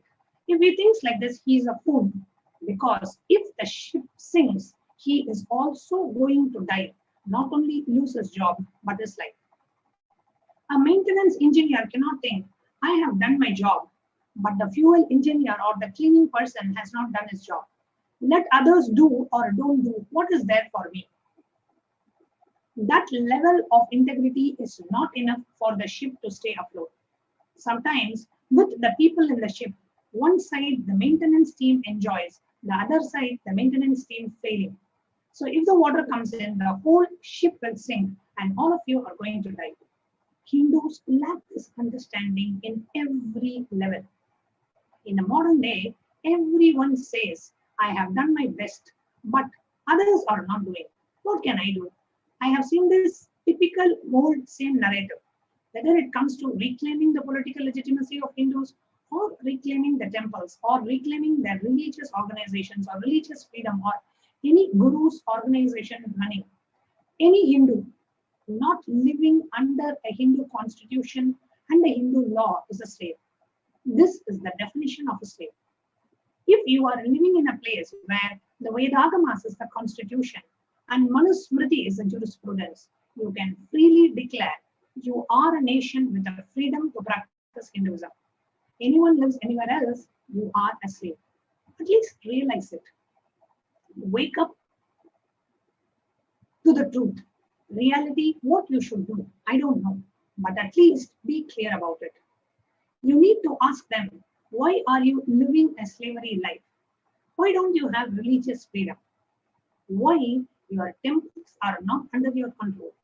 Why is it under the government? Why your temple wealth is not used for running gurukuls, Hindu schools? Why your temple's wealth is not used to spread which is the purpose. Spread Hinduism, which is the purpose. You ask any question to Hindus, why your Hindu medical system is destroyed, why you guys are not having respect for the greatest and the oldest jurisprudence, the Hindu law, Manusmriti. They all will have the same answer. Oh, I am doing whatever I can, but others are not doing. What can I do? This is the exact answer a maintenance engineer in the ship will give. Many so-called Hindu organizations run Christian medical institutions. They are not realizing we have a great Hindu medical science. It is because the Hindu medical system is neither given legal nor social legitimacy. It is always under constant threat, even though the Hindu medical system's depth and breadth is far more than any other medical system in the world. 2000 years before, our guys have performed cosmetic surgery. The Hindu doctors and the Hindu medical missionaries like Subhatra and many of the Hindu Sushruta and many of the Hindu surgeons. If we have developed our science and retrained what we developed, today Hindu medicine would be powerful. And Hindu medicine is all about healing and cure. It has nothing to do with monetizing. Hindu medicine is kept in a pure form without economical agendas and political agendas by keeping with the Brahmanas. Neither the economical agendas of the Vaishyas nor the political agenda of the Kshatriyas can interfere in the Hindu medical system. The whole knowledge was vested with the Brahmanas. When talking about the Varnas, please understand the Varna is based on quality of a person, not based on birth. We need Hindus to start thinking collective integrity. Not only I will do my job as a maintenance engineer, I will make sure the fuel manager does his job as a fuel manager, the cleaning person does his job as a cleaning person.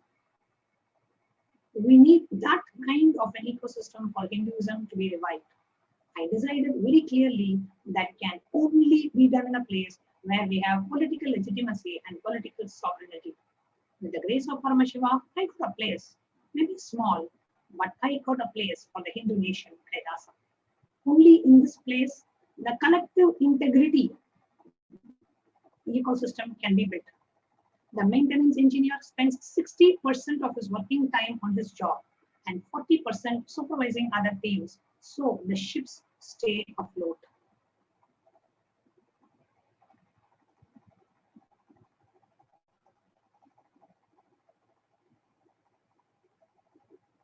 Many of the Adinams who are still Adinavasis, who are still there, and some who left are highly integrated. Unfortunately, they are not trained in this vision, the science of collective integrity. The maintenance engineer may not be blamed, but he is going to lose his job and life. Many of the individually integrated people in my Sangha missed this through, and that only with collective integrity the ship can stay afloat. If not, you may not be blamed, but the final result is not going to happen. You are also going to lose your job and life too. I thoroughly understood that the Hindus have been beaten too long, and they have enough energy only to be individually integrated. They don't have the energy to manage the collective integrity. I realized that for collective integrity education and evolving a structure with collective integrity for reviving Hinduism, we need a place with political legitimacy, political sovereignty. With the blessings of Paramashiva, Ganapati, Kala Bhairava, all the gods and goddesses of Kailasa, Bhuma Devi, we got a place for Kailasa with political sovereignty and political legitimacy in more than one place. I tell you, I have to do it. I cannot waste time in blaming and cursing. I don't have time for that. I am already 43. I have to do it. And of course, by the grace of Paramashiva, we did it. The base is ready now. I'm collecting the individuals and organizing. Even now, I can see amazing individuals who are so highly integrated. And Swamiji referred to some of the devotees and mentioned about their individual integrity.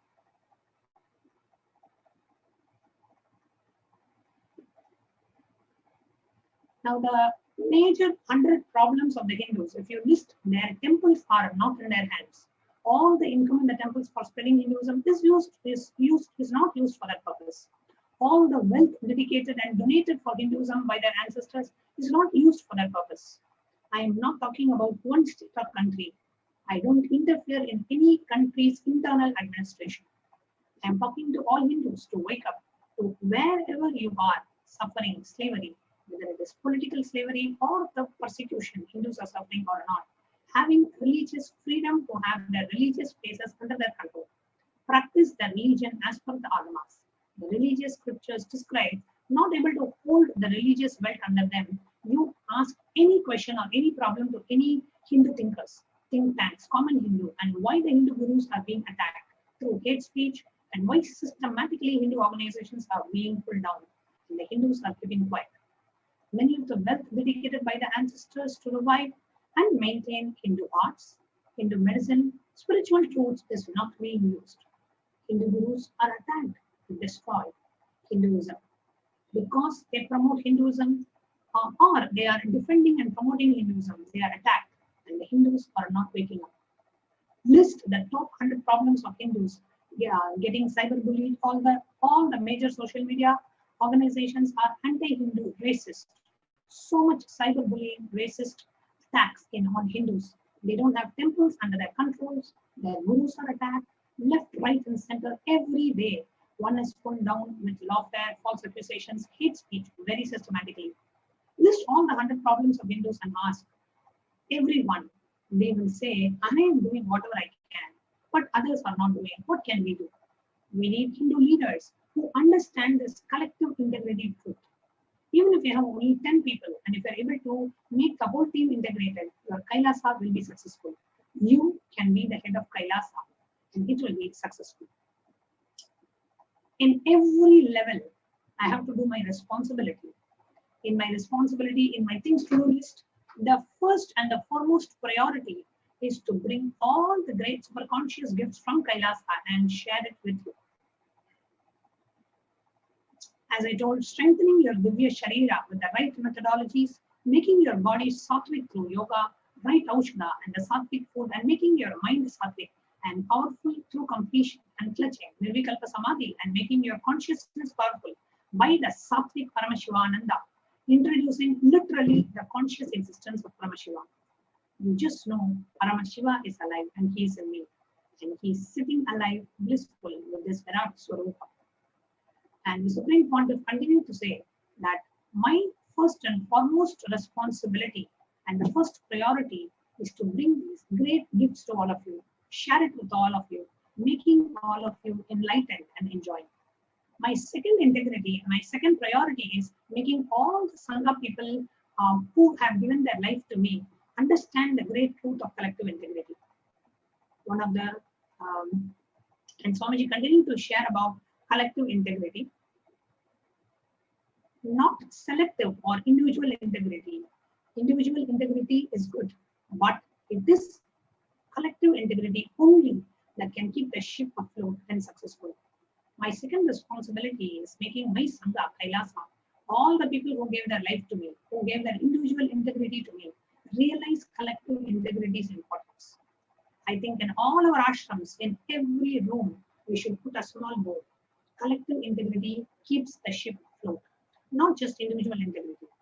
So the people who are working in accounts department, distributing money, and the people working in the Goshala, keeping it clean and the cows happy, healthy, and the people doing the agriculture, growing herbs, and the people doing puja in the temple, everyone keeps the collective integrity to keep the ship afloat.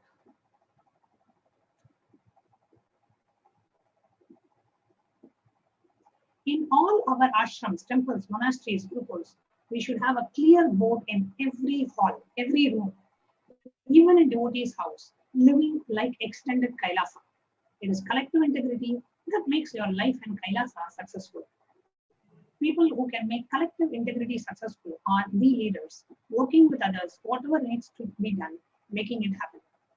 My second responsibility is teaching my Kailasa people the collective integrity.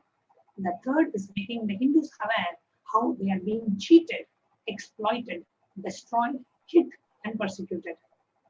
One of the worst things is Hindus are not even realizing they are persecuted. They are under siege. A very active war is going on. Hinduism is the fastest shrinking religion. And there are so many statistics to prove that. And Swamiji continued to share about the responsibilities that Swamiji feels, and continue to share about the Divya Sharira, answered some of the questions of the viewers, and finally came back and continued to share about collective integrity.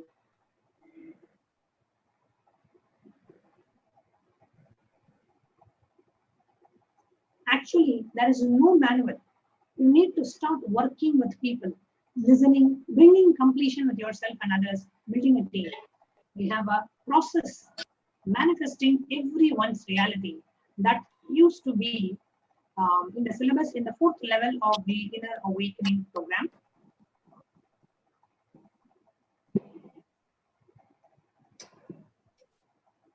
Where everyone's vision, ambition is shared and everyone works together for it.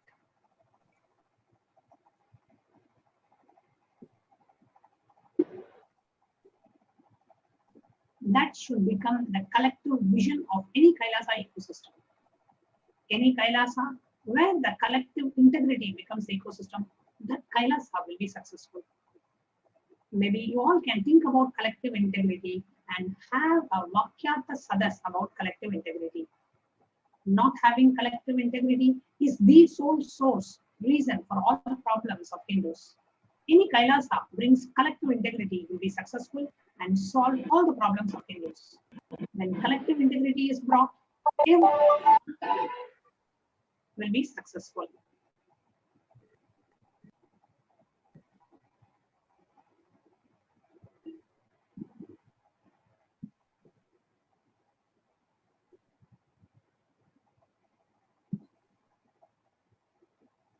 So the Supreme Court of Hinduism himself said, simple super determinism to bring collective integrity is enough to bring collective integrity. How much I am attacked, abused externally and internally, but super determinism to keep the collective integrity is making Kailasa happen, stay afloat and successful. Let us do Vakyartha Sadas on this. So today we are doing the Vakyartha Sadas as revealed by the Supreme Court of Hinduism, and we invite each and every one of you to join us in this Vakyartha Sadas. So we're going to take a short break now, and we're going to come back to continue the Vakyartha Sadas on the topic of collective integrity. We get you health. We get you ability to build beautiful relationships in your life. We get you direct spiritual support, and we make sure you become wealthy.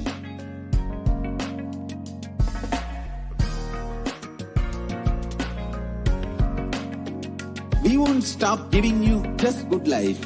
We will literally not stop till you live enlightened life. Manifesting the state of Paramashiva, space of Paramashiva, powers of Paramashiva, being of Paramashiva.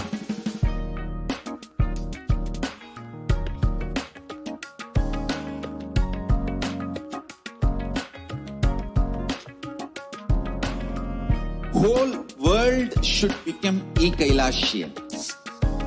I want the whole world to know Hindus have something great to contribute to the world.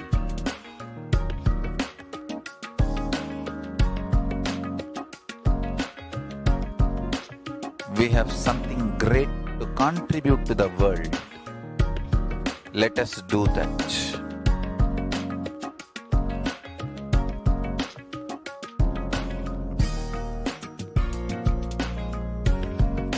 E-Kailasa is proper customized spiritual service helping you to identify patterns of suffering.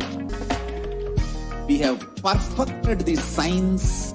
Every individual from every religious nationality background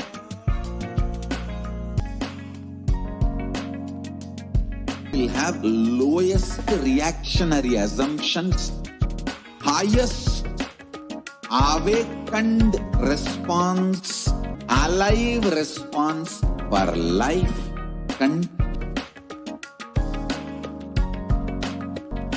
E-Kailasa is literally enlightenment itself, your own home, wherever you are.